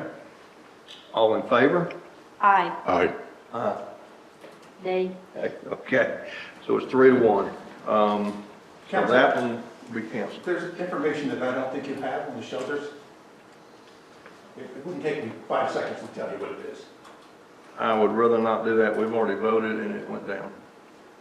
It's not on the city beach shelters, it's on another shelter. Oh, I know of another shelter we need. Okay. No, I know one we have funding for, and I'm not sure you know that. Okay, all right, This motion was on city beach shade shelters. right. Thank you. So it was 3-1. Okay. Now, wayfinding signage on, now this again is on west part of the town across 41. Is that right? That's what I thought. Do I have a motion to suspend or keep pausing, terminate, or fund? I make a motion to terminate the wayfinding signage project. Okay, I second. okay.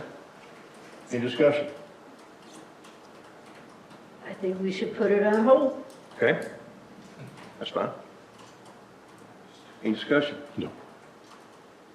Okay. I'm going to refer back to something somebody in the audience said.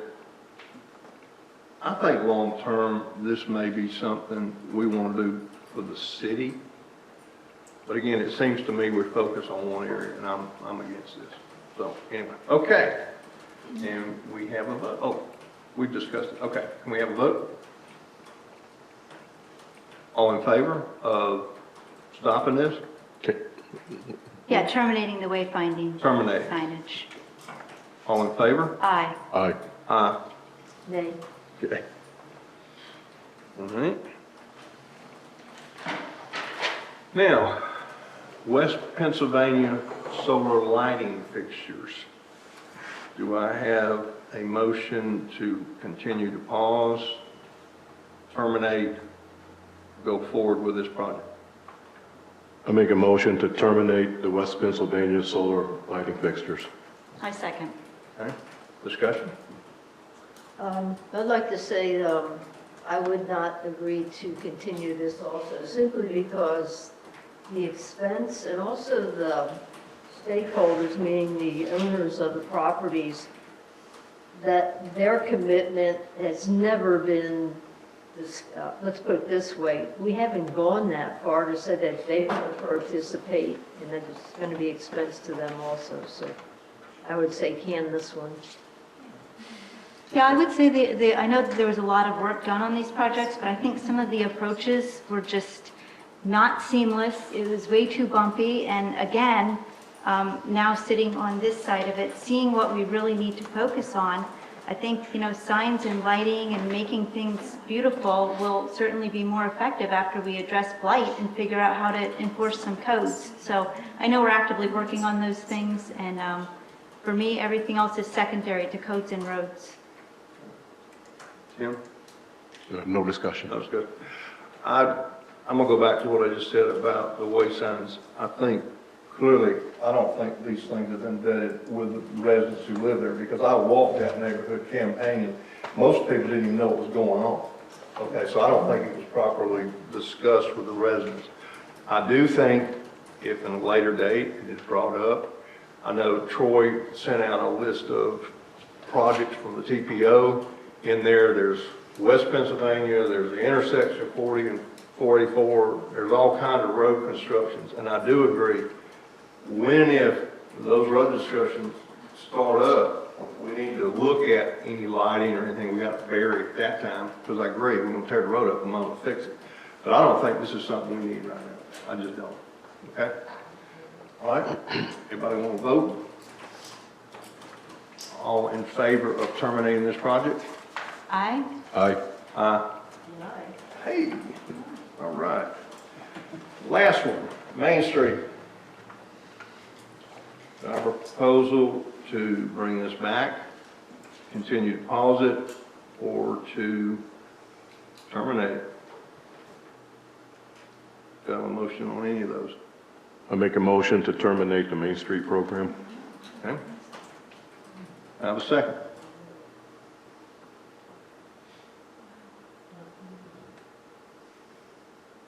Okay.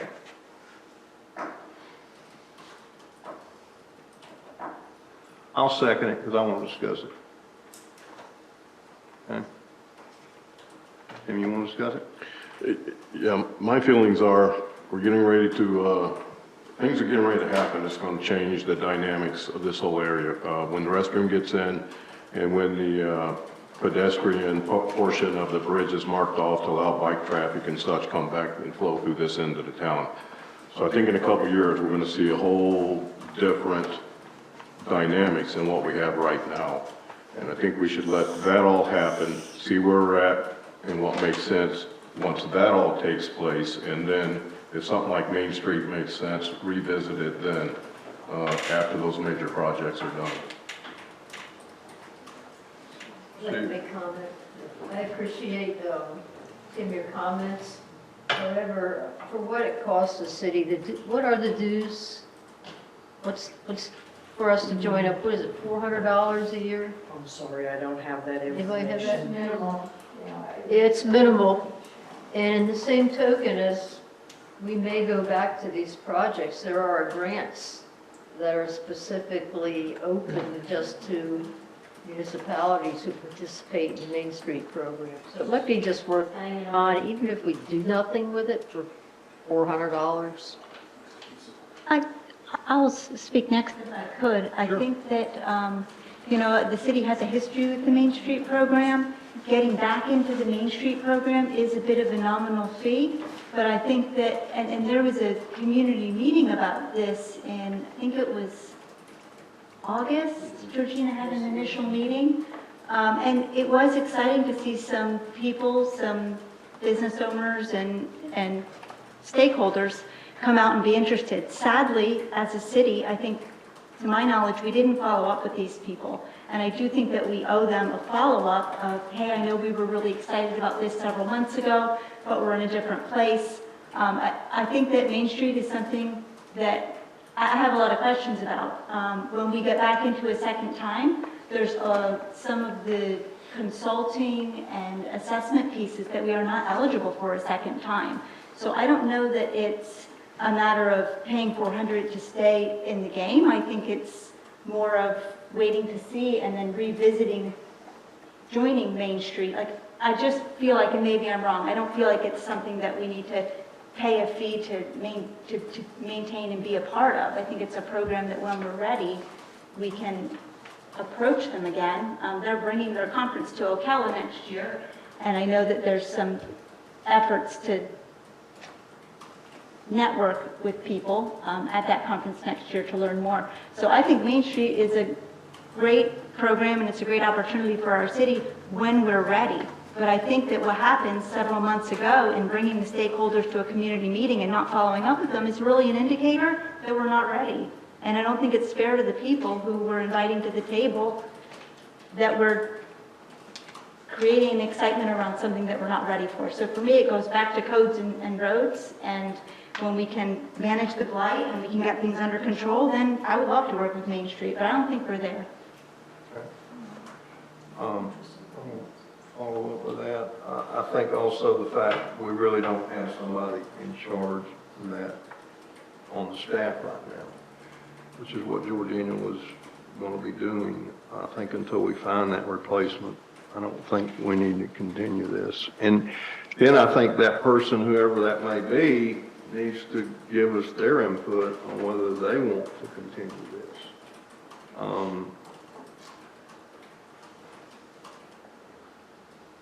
And again, it seems pretty easy. The only intriguing thing when you say there's going to be a meeting in Ocala, it would be good to go to it. But I'm like you, I'm afraid. I was at that first meeting as well, and it seemed pretty energetic and things were looking good, but after August, nothing happened. I mean, for the rest of the year. And probably due to work constraints and other things, it just never happened. Okay. One more comment? Sure. And this, basically to piggyback off of you, Julianne, and Wally, my opinion is our most challenged department is planning and development. All right, and that's who will be following Main Street. And I just see we have so much higher priority issues for that department and that leader to follow that it just drops Main Street just down the list for priorities for me. Okay, thank you. To follow up on that, these are excellent points that I hadn't thought about.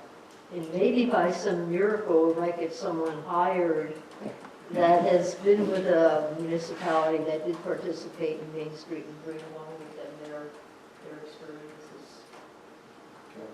I totally agree, and I think we have to evaluate that person. Like I say, if they bring a wealth of knowledge about Main Street, I think we reintroduce it and decide whether we want to go forward. But I think at this time, we should vote to terminate. That, okay. And at that time that we reevaluate, then I would hope that the online permitting and all of the things behind the scenes that our city staff needs to do to accommodate all of the things coming with Main Street, new businesses and new proposals and new plans, if we don't have the infrastructure in the city to be able to accommodate all of that, it's not going to be good. All right. We ready to vote? Yes. Or do we need some more discussion? I'm good. Everybody good? Okay. All in favor of terminating Main Street at this time? Aye. Aye. Aye. No, Okay. I think Main Street is a good project. I just think we got a lot on our plate, especially in planning, zoning, and permitting and all this, that we gotta get straight. And then I think this is a good product.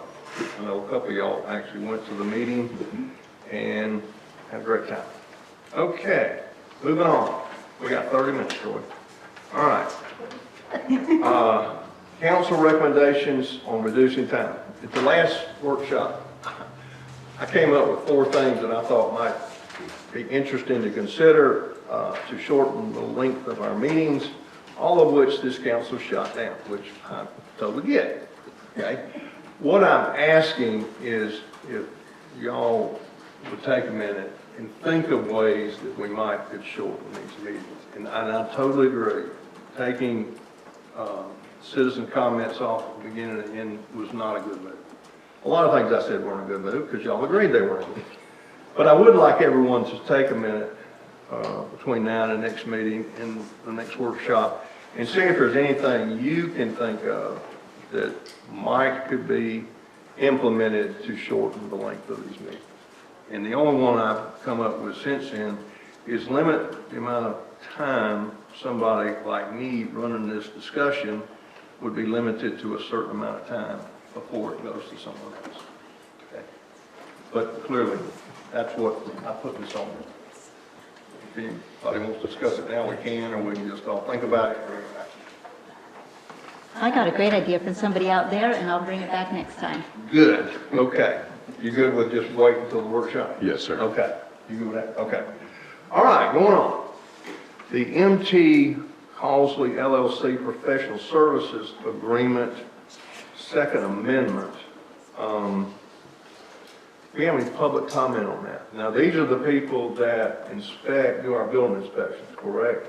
Andy? Yes. Okay. Does anybody in the public have any comments on that?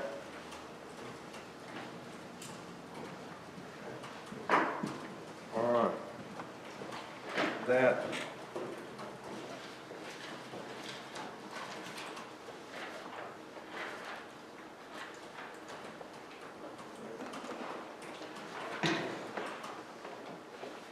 Okay. Now, the other thing I understand, Andy, tell me if I'm wrong, this agreement is already going on. That they have raised these rates effective in January, but since we hadn't signed this, we're really not in agreement with it. And this just agrees to accept their rates. Correct. If I got that right? That is correct. And Jan did reach out through FGFOA to see what some other cities' contracted building inspector hourly rates are. And so far, Jan, I only saw one that you sent me, and it was like $135 an hour. $130 an hour, and I did only receive the one response. The one. There may be some more that trickle in, but And I also looked back at the, as part of a request that we received for some information on our building inspection services, I looked back at the, one second, at the the initial RFP that went out for these services. And that was in 2020.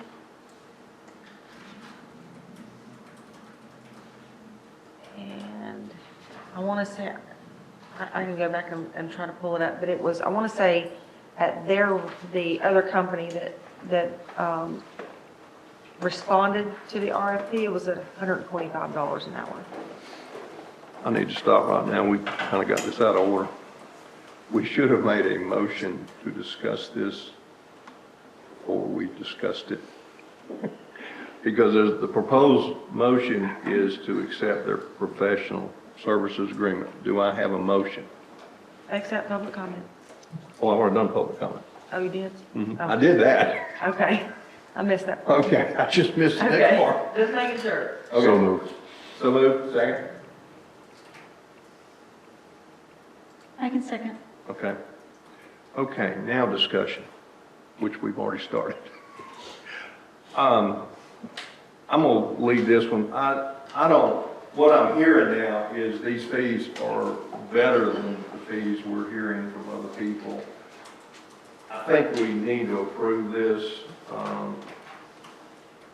just to continue this service. I would recommend that we continue looking for another alternative.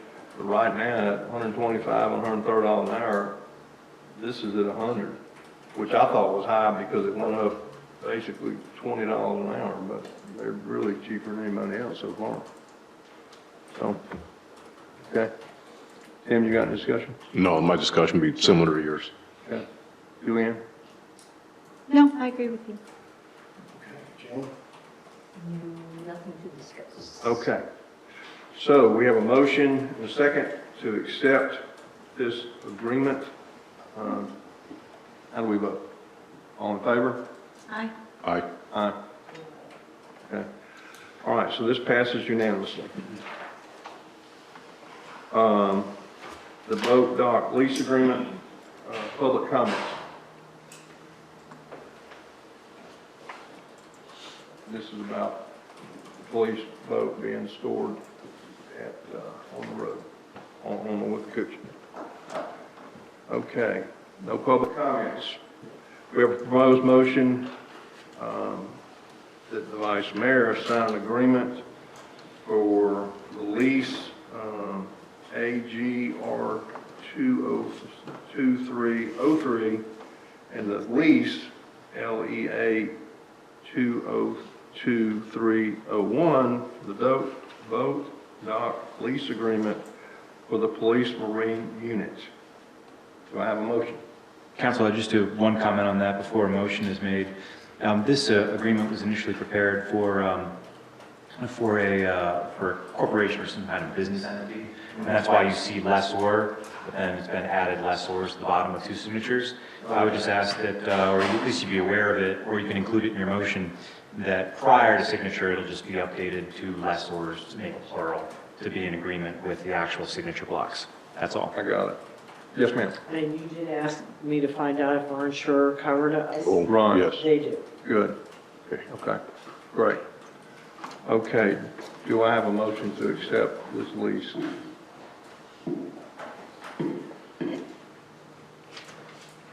I make a motion to accept agreement AGR 2023-03, lease LEA 2023-01 be approved for signature.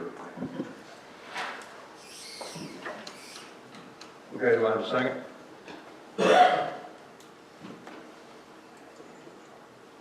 I guess I'll second it.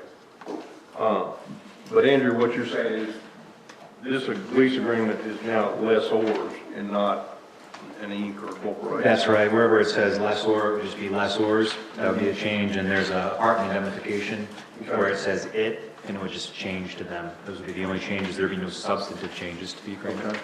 Okay. Any other discussion?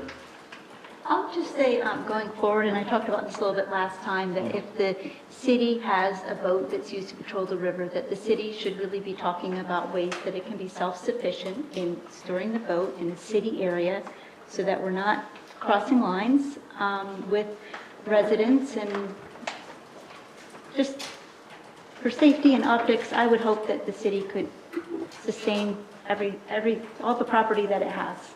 So I would be looking at that going forward. Okay, good thought. I'd Good like to thought. make a comment on that is to build a boat lift to keep it out of the water is expensive. And I think we, continuing to look at our priorities and where we're putting our money, I couldn't agree with you more. It is expensive, and that's why we need to be prioritizing and choosing what's most important so that we're not cutting corners in other places, because I think that it always comes back to bite us. Anything else? I totally agree with that. I mean, if we have property on the river that we could store the boat in, not worrying about cost, that, I get the point you're making is we're dealing with a citizen and we show any priority, of course, at $10 a year. I don't know whether that's true, but again, the perception's still there. Agreed. If we had our own property, our own way to do this, that would be great. I think in the interim, going forward with this $10 is fine. Now, again, we have information that the liability coverage is there by our insurer. Okay? Okay. We need a vote on this motion. All in favor? Was there a second? Because I didn't get it. Yeah, me. You second? Okay. Nobody else would, so I did. Okay. Okay. All in favor of accepting this lease agreement? Aye. Aye. Aye. Aye. Okay.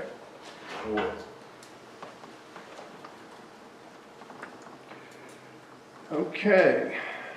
Now the agreement with Kimberly Horn on the Granada Palmetto Way Road project, public comments.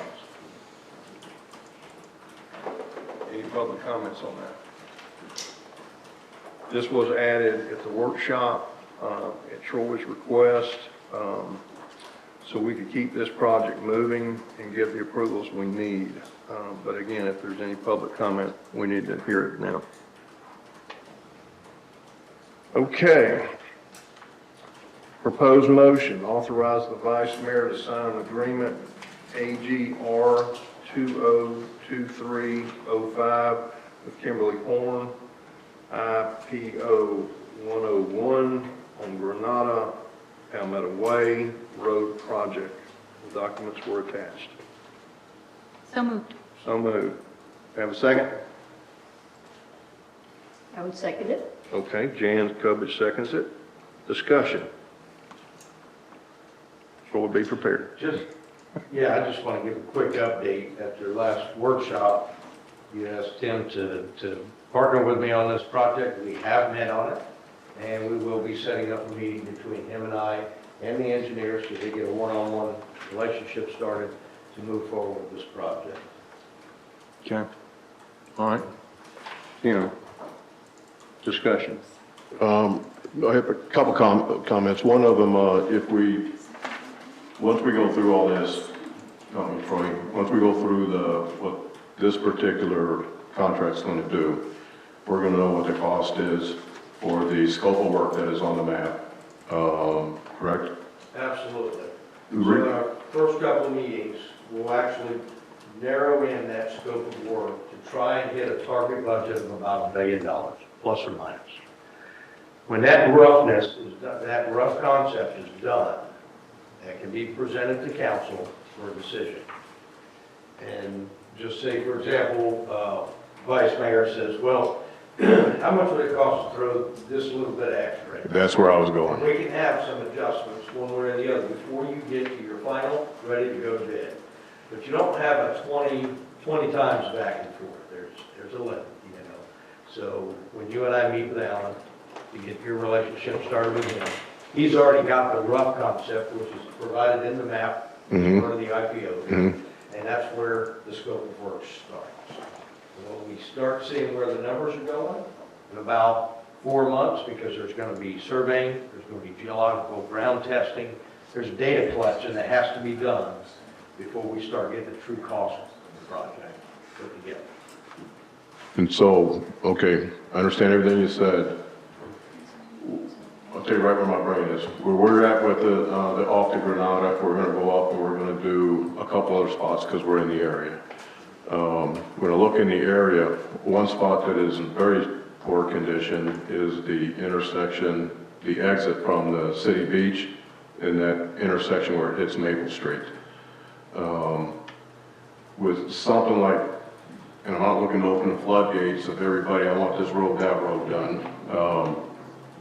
But with that particular scope of work and anything similar to it, it would also require the testing, et cetera, that they're getting ready to do and what's on the map. In some of the areas there, that geological that geotech testing may not be required. It's simply a road resurface. The reason we're doing the geotesting down on the lower end around the Granada and Oakwood and Riverview is because it's direct relation to the stormwater running to the river, and we need to know what the integrity of the base of those roads are. It's been a very long time since any major construction is going on there. And there is some very saturated, soggy, wet grounds year-round. Right, So okay. I think as we move forward in the design concepts, there'll be a few conversations to see where it's leading. And if we do find that this project's coming in around the 800,000 mark, we could go ahead and entertain a few additional I'm with you. intersections, or maybe Magnolia is one of the roads that we're trying to pave the whole thing. The very next street over from it, I can't think right off the top of my head, but say we could just pave 2 roads instead of just that one forward. I'm with you. Right? But we've targeted, Alan and I have targeted, along with the residents in that area, the worst that are related to stormwater issues, as well as when we rebuild it, we want the garbage trucks to Right, not destroy it again. not destroy it. Right, Okay. So it seems like a lot of money going into a fairly small project, but there's a lot of work involved in this. So as it progresses, you're going to have a couple of months to determine, can you add in another length of roadway or another few small areas. gotcha, thank you. Okay? My only other question is, for the kickoff meeting, do we have a date for the kickoff meeting, or at what point does that happen? That, Alan will help us set a kickoff meeting date, more or less, after the approval tonight. And the kickoff meeting is not going to be you and I meet. That's a free meeting, okay, just so you can get to know him. But he'll give us a time frame of a kickoff for the project. Okay. And will that be a formal meeting with the council? Will that be? Could very well be. Gotcha. Usually, when we get into that design phase, when we have that conceptual drawing ready to go, that's what we consider a kickoff meeting. Gotcha. And he'll come in, we'll make that full presentation, say, this is what we've narrowed it down to, or this is the scope of work that we finally came up with. And that way, you'll see the plans, and you can make any adjustments to that. Okay. Thank you, Troy. Got it. Okay? Yes, sir. I'm good, Wally. Thank you.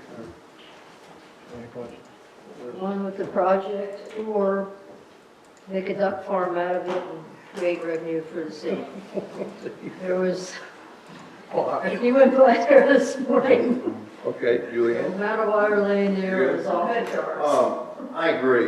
It does seem like a lot of money for just a small area, but Troy, I agree with you. When you start looking at all these intersections, knowing what is under that ground that has been crushed by our friendly truckers, yeah, I can see where this is going to be expensive to get this. But I also agree, if we address these intersections, or most of them, I think down the road, if more funds became available, it wouldn't be that expensive to connect all this stuff we paved and corrected now to pave the rest of it. And I'm all for it. It does, when you first see $165,000, it does seem like a lot, but we're talking about $1 million project. Again, I think if we can get most, not all of these intersections corrected and get mainly the storm problem with the water, the way it runs off or doesn't run off now, it just goes everywhere. I think this is well worth the money. If you look at the downtown project that we just did on Ohio Street, we focused and made sure that we hit every intersection in that project zone. So now, with that done, the city set up where you could, if you had $150,000 or less, you said, we want to do something, we don't have a whole lot of money to do anything. You can literally pave the east end of Park Avenue a lot cheaper than if you had to do both intersections of it. Right. Smart. That's basically what we're doing here. Right. All the hard, nasty work done, so that next year, if there is $500,000 left in your gas tax, you can pick one road and do it. $150,000, $200,000 job. Quick and dirty, in and out. Awesome. Very wise, very wise. All right. Thank you. So we have a motion, we have a second, we've discussed it. Anybody got more discussion? Okay. All in favor? Aye. Aye. Aye. Okay. Unanimous. Okay. Council liaison reports and comments. I'm going to lead this off with, apparently we have a dead tree that's on state, or excuse me, city property was brought to my attention by Jan and by Mandy. And I think that needs to be addressed fairly quickly. Because if it falls, it's liable to hit some houses adjacent to this. And you know exactly where it is. Yeah, I'll show you, and Troy has actually been out there with, his crew a couple of times trying to maintain this tree over the years because it continues to drop limbs and, it's getting to be more of a hazard. But this is, city right of way. What you can see, this piece right here that goes through here was, what my understanding was supposed to be, Palmetto Lane was supposed to continue through there at some point in the past, and that never happened. But if I'm not mistaken, Troy, this is the tree, right? I do believe That's the tree that you're talking about, that y'all been looking at. Okay, I got it now. Right here. So we had an arborist go out last week, and make a determination whether or not the tree needed to come down. I don't have the report yet, but it is forthcoming, and I've been told that that was his advice. I'm sorry, not Go to ahead. interrupt you. We do No, go have ahead. the report and it is his advice. Okay, good. I haven't seen it yet. We're good. And then I got a quote from Hammock Tree Service to take the tree out for $1,850. Any discussion on this? This is not private property, this is on city, Like Andy was explaining, there was slated to be a bypass that went around the city beach, right through that piece of property like she's talking. You see the little faint blue line? yes. Yeah, so here's a That's property for city line, right of way. and then here's a property line, and this is right away in the center. That's right. So a couple of years back, we talked about making public parking in the triangle leading to the beach. That access road was on-street parking, and it was killed by idea of the local neighbors, which I totally understand, but that gives city right-of-way through there. Where is City Beach at? Bottom of the screen. Right down at the bottom of the screen. Right down See it, right there. Horseshoe. Yeah, right in front of that horseshoe, right. There you go. Because that's where you park right now to City Beach, you'd be right now. Maple Street's going up to the Granada. Yeah. So that intersection coming out of the city beach is right where that red car is in the photo. The intersection you were just asking. Okay. Yeah, there's probably a lane down there, but it's not up there. It's that section. Got it. Okay. Okay, so I know this wasn't on the agenda. It wasn't in a workshop. But to me, if we got a dead tree about to fall down, we need to take care of it. I'm with you. Okay? So can I get a motion to, let's take this tree down for $1,800? Can I get a motion for that? I'll make a motion to remove the tree for $1,800. Okay.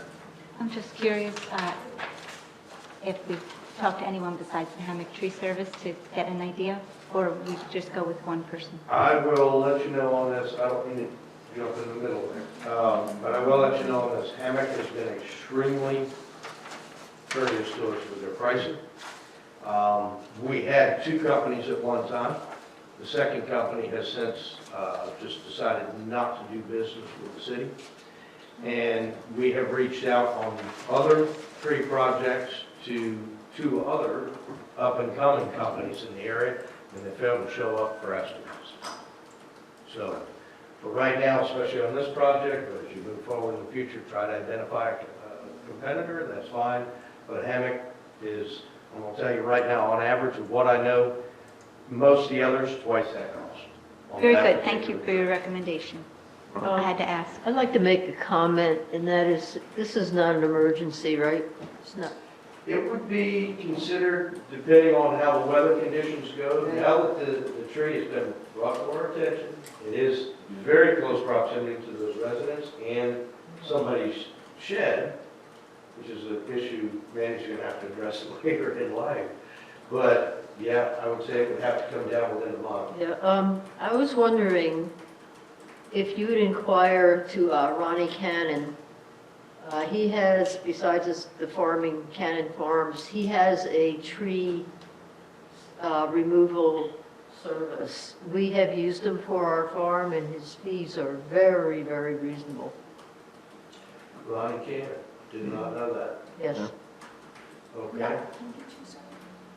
I'll try to reach out to him tomorrow. I have his phone number if you need it.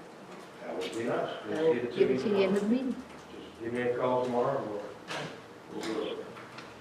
I'll make one small comment. I've taken down some trees in my yard and used different people. While building my house, I had to take down 3 dead sweet gum trees, one of which was about 5.5 feet across and over 90 feet tall. And Hammond did it. And I got prices, and theirs was the best price for that big a tree. I mean, it was huge. And again, I've used some cheaper guys, and, you know, especially if it's a tree that's not gonna hit anything, I don't get real worried. This one would have taken out a lot of things. So anyway, I have priced with them, and I think they're fair with what they do. But there may be somebody out there. If we could go ahead and have the approval tonight not to exceed that cost, if we find somebody cheaper, then I'll relay it to Andy and that way, but if we don't get a response, don't forget, I'm not gonna be here in a couple of weeks. Yeah, I know. Don't want this lingering, it's ready to go. Okay. But in the future, we can certainly reach out to others as well. Okay. Do I have a motion? Oh, we got a motion. Well, how are we gonna vote? Council, you just need to have public comment Oh, prior to that. oh, that's right. We never had public comment on taking the tree down. I'm sorry. Thank you, sir. Do we have a public comment on taking this tree down? It's dead. No public comment. Okay. Anybody on Zoom? I assume. We're good.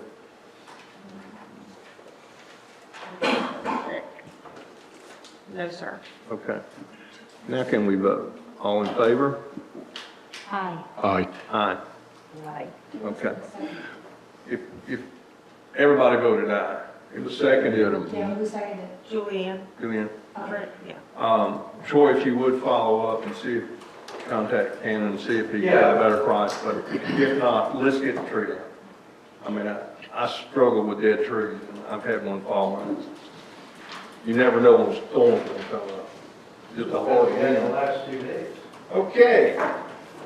Mr. Attorney, you're up. Sir, I do not have any report this evening. Okay, I jumped ahead. I got this spotty with comments. Does any other member of the council have any comments? I'm trying to get out here in 4 minutes. I knew what your goal was. There is one thing, Troy promised me you would bring up Florida Blue Waste Community signs. Yes, I got that permit paid this morning, just waiting for the county to give me the, go ahead and dig the holes. That's it. Hey, So take note. if we can get this done in a very timely manner at this point, now we'll get to this permitting process. I will let the council know, Dan knows specifically when the signs are in, but we won't put the actual sign on the post until Jan arranges the ribbon cutting or Right. photo opportunity. With Florida Paddling Trails Association, and then Dunnellon will be officially a Florida Blue Waste community. Good. We're already on their website. And I will work It'll with be my- on their app also, as soon as we get we'll have a ceremony, and Dorsey the Masters discussed having a paddle-in with the Paddling Trail Association members. So as soon as we get a date, then she would make those plans and. Great. Great. Tim, any comments? Yes, at the last, I think it was at the workshop, we kind of got liaison assignments for who's following different stuff for different departments. I ended up with Road and Streets, and what I have a question is, am I to be attending the TPO meetings, or are you still attending the TPO meetings? I just don't want to get in sunshine stuff with both of us. You know, if you're gonna do roads and streets, which I think you should, it would probably be better for you to attend that Very meeting good with that, once a right? month. Yeah. I'll get a hold of Rob and get that changed. I basically attended at the last minute because it was right after Bill was. Right, right. And, kind of introduce myself, but I think, again, assigning people to the right thing, that's clearly something, because these road projects on the schedule you gave us, some of this is going, is out there. Right, That right. A lot of it around. Right. Matt, on that subject, since you are doing that, there is a meeting scheduled for Monday, February 20th, over at the county to, it's a kickoff meeting for the bike trail construction on 484. Troy and I will be going to that. But if you would like to go, if you're going to be liaison for that kind of stuff, you might want to go ahead and start getting involved, because then Troy's going to be gone, and I don't know how much further. Great. Yeah, Troy actually mentioned that to me when Troy mentioned that when him and I met. I actually was waiting for this meeting to go over, and then I was going to send you an email asking you if I can attend that. I didn't know. Can you send me the information on that, man? Yes, sir, I will. And it's Monday, the 20th, and 2 to 3. Gotcha. And if you'll allow me, just one more thing. Absolutely, Sorry to yeah, interrupt. absolutely. On that same subject, a notice went out to property owners about that project.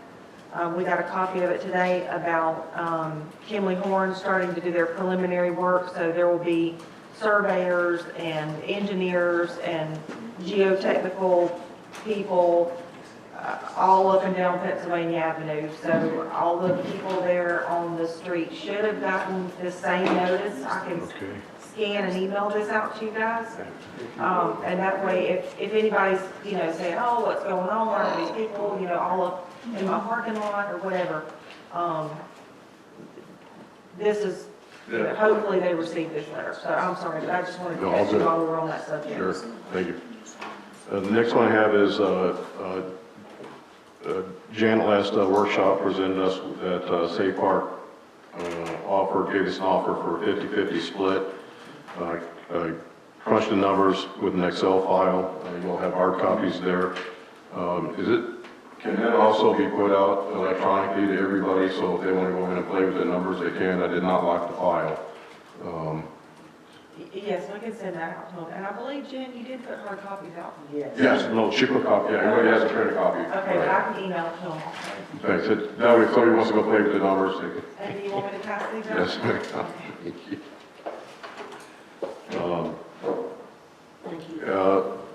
And I guess we can cover after you guys review this, we'll cover the boat launch again, another workshop. Okay.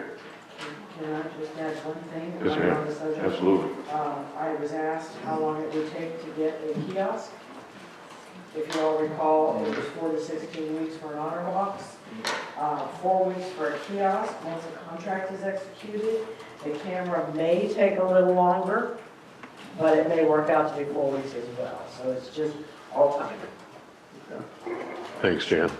But that's what you did here, was run that 50%, right? That's what you said. Right, what you're going to see there is you're going to see the 50-50 offer that Jan gave us. The first sheet is going to be the original presentation by Safe Park with the amount of launches that they were assuming making and using in their example, which I thought was way too high. Very familiar with this launch, used it for 20 years now. A lot of my friends use it, so I just put in numbers for the launches. The second tab is I put in numbers for the launches that I think are more realistic per month, et cetera, et cetera. The second tab is the one that has the same fees in it with the original presentation. And what that tab's going to show you is we could actually come up based on what I believe are more realistic numbers. We could actually be losing about $3,500 a year instead of getting any revenue. And then the 50-50 split sheet shows, if I remember right, somewhere around 60,000 revenue that we'll be getting with that one there. So you guys can look at the information. You'll have electronically. You can play with the numbers if you take launches are different. And we can meet with them in the workshop and find what we want to do, I guess.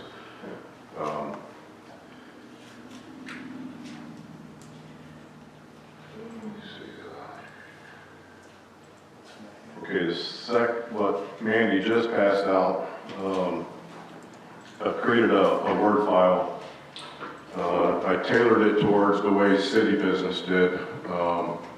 Works took all my past project stuff and trimmed it way down to be the document you see in front of you.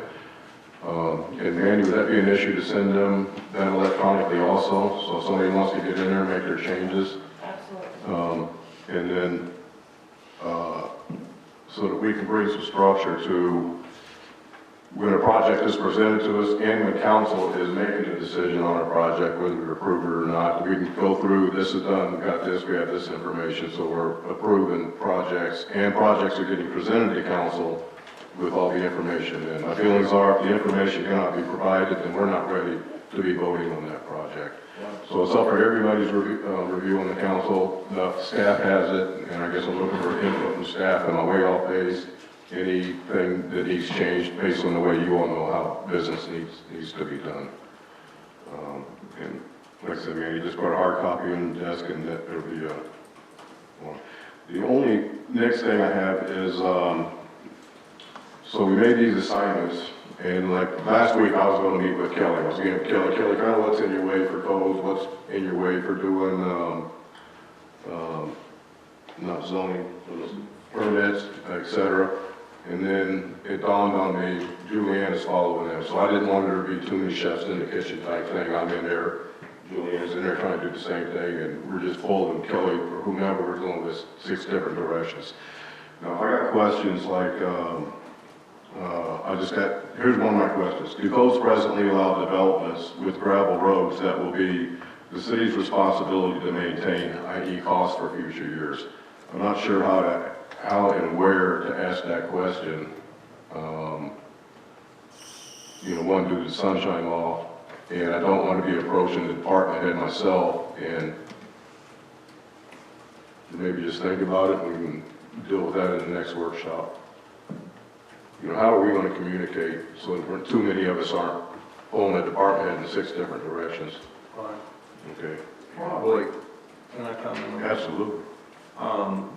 Again, I know we kind of went through these real fast the other night, the different priorities and goals we all set and kind of assigned them. And I know, Tim, you and I have a couple together.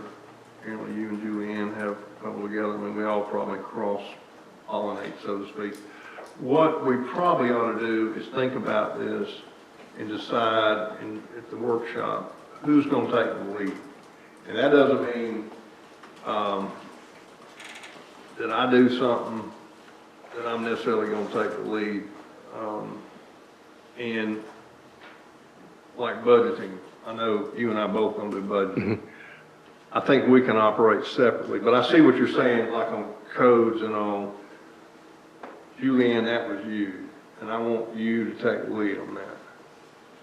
However, I think that if you have a question like that, that would be for me a question that I would send to Mandy, and I would let Mandy send it to a department head, and it could be an answer back for all of us. Right.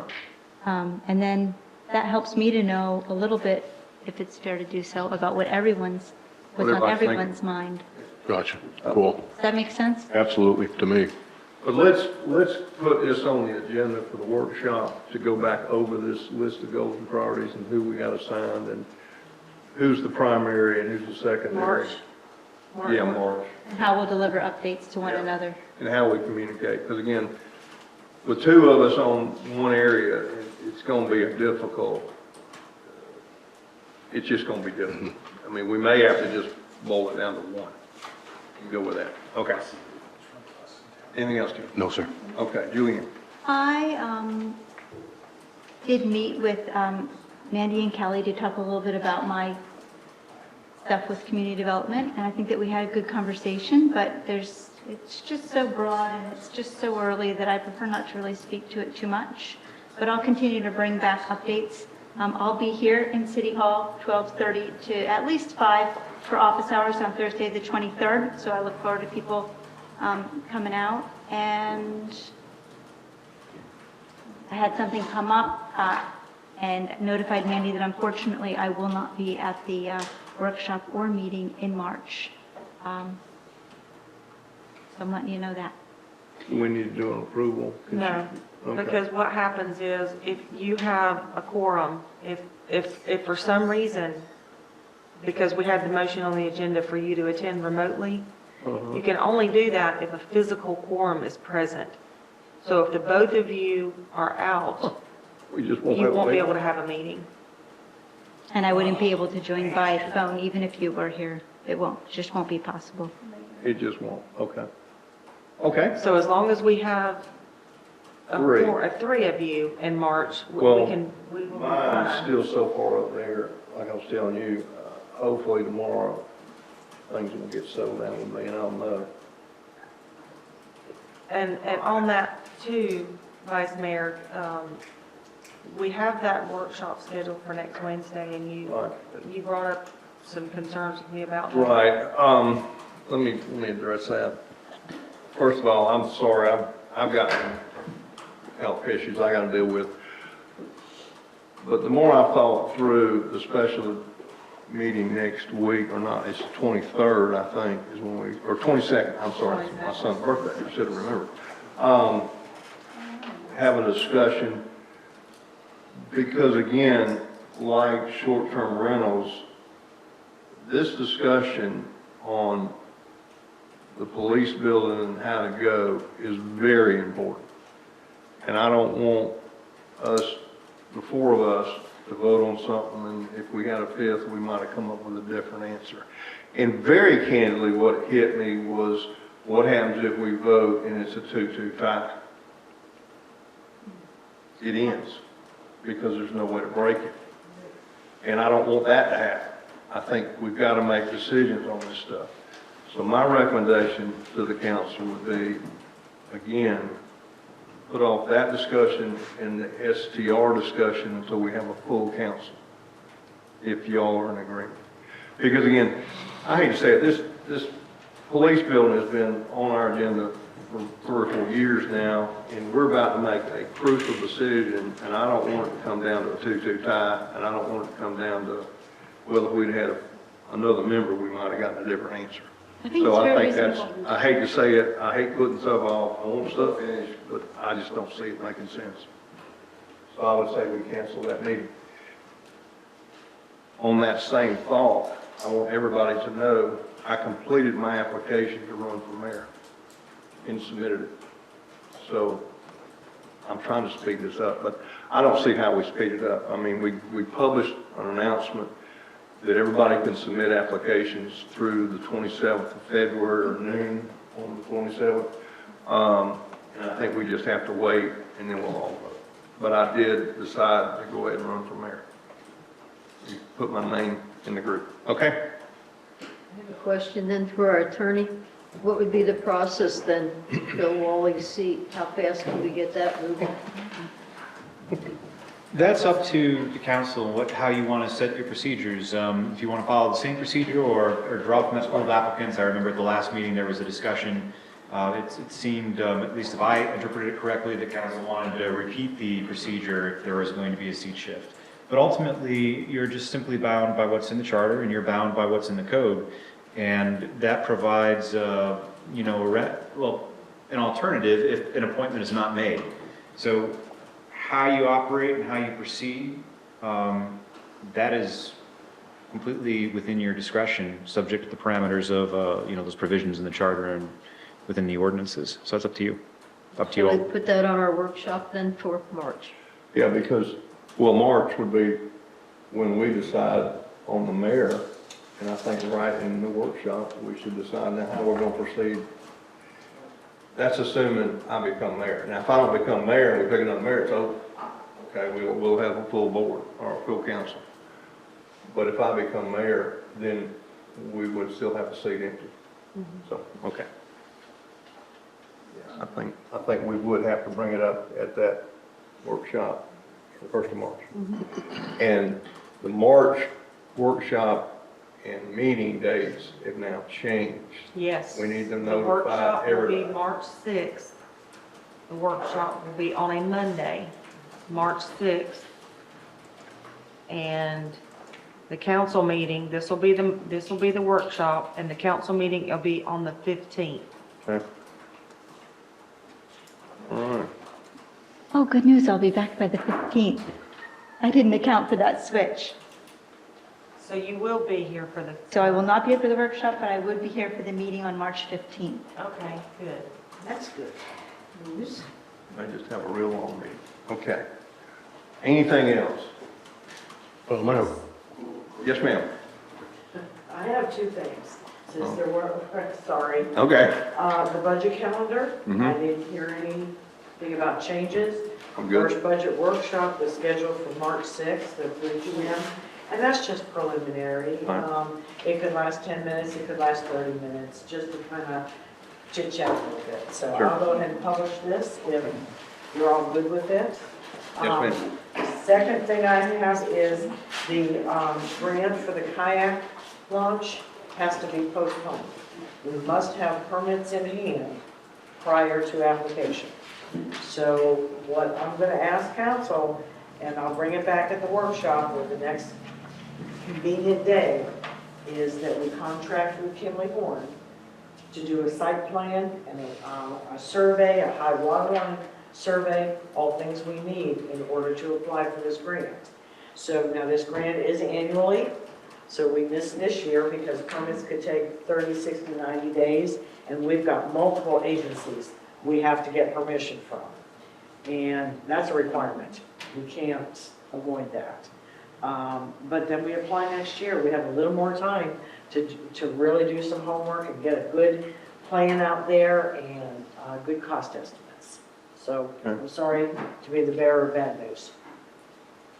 That's all I have. Okay. Anybody else? So, whoops, can I go Go again? ahead. So then that allows to get at least the Kinley Horn portion into the budget for next year?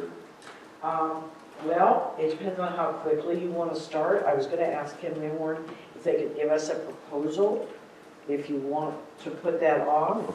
Because if there is if the application falls under the same timeline, which isn't always a guarantee, that means it would open up February 1st and then we have till April. So waiting till the budget might really cut it a little too close. Okay, yeah, proposal cannot hurt, information cannot hurt, so I'm with. Yeah, so we may need to start that this year and do a budget amendment for their fees, but their fees are also reimbursable if we're awarded the grant. Yes. Grants are like that. So it's, do you take the chance and get this done? Let's see what they would charge us, Okay. because we have to have a site plan. You have to have all this for them to Understand. look at it and say, okay, this looks like a good project. Now, I will tell you, if we pay for this out of the city funds, we can gain 5 extra points on this grant. The more points we can gain, the better our chances are. Okay. Sure. So it's just a thought. You don't have to do it that way. No, good thought. I'm good with that. And Jen, were you clear that there was some environmental permitting that had to be done that was required of the grant? As far as environmental, I know we have to do the Army Corps of Engineers, Swift Mud, and the city. Troy, I don't know if we need DEP. No, because Okay. Swift Mud overrides DEP in Oh, this okay. scenario, but it'll be Army Corps of Engineers and Swift Mud. Okay, so those are the 2 permits we're going to have to go after, and they won't even consider us without a site plan. All right. This will all come back for discussion, right? We can list the requirements of the grant and bring it back for discussion? Absolutely. Okay. I'll bullet point it, because Great. there's a whole sheet that talks about requirements. And some are there are a couple optional things, but we're going to have to put out the money for a site plan. I'll be happy to see it all. It seems like we are talking about it a lot in bits and pieces. I'm looking forward to seeing it as a document so that we can have an informed discussion and move on. Thanks. I have one question. Sure. The chief, on the lowering the speed limits, when we had that discussion in one of the workshops or one of the meetings, you were going to make a contact with somebody about what we had to do that. Sir, I've already done that. It's by statute, and our attorney has the statute. Okay, so when we get to the lowering speed limit thing in the workshop, we got the information to move. Thank you. You're welcome, sir. Good. Okay. Anything else? Well, good. All good. Sorry, Troy. Missed it by 19 minutes. Okay, can I get a motion to adjourn the meeting? So moved. Second. All in favor? Aye. Aye.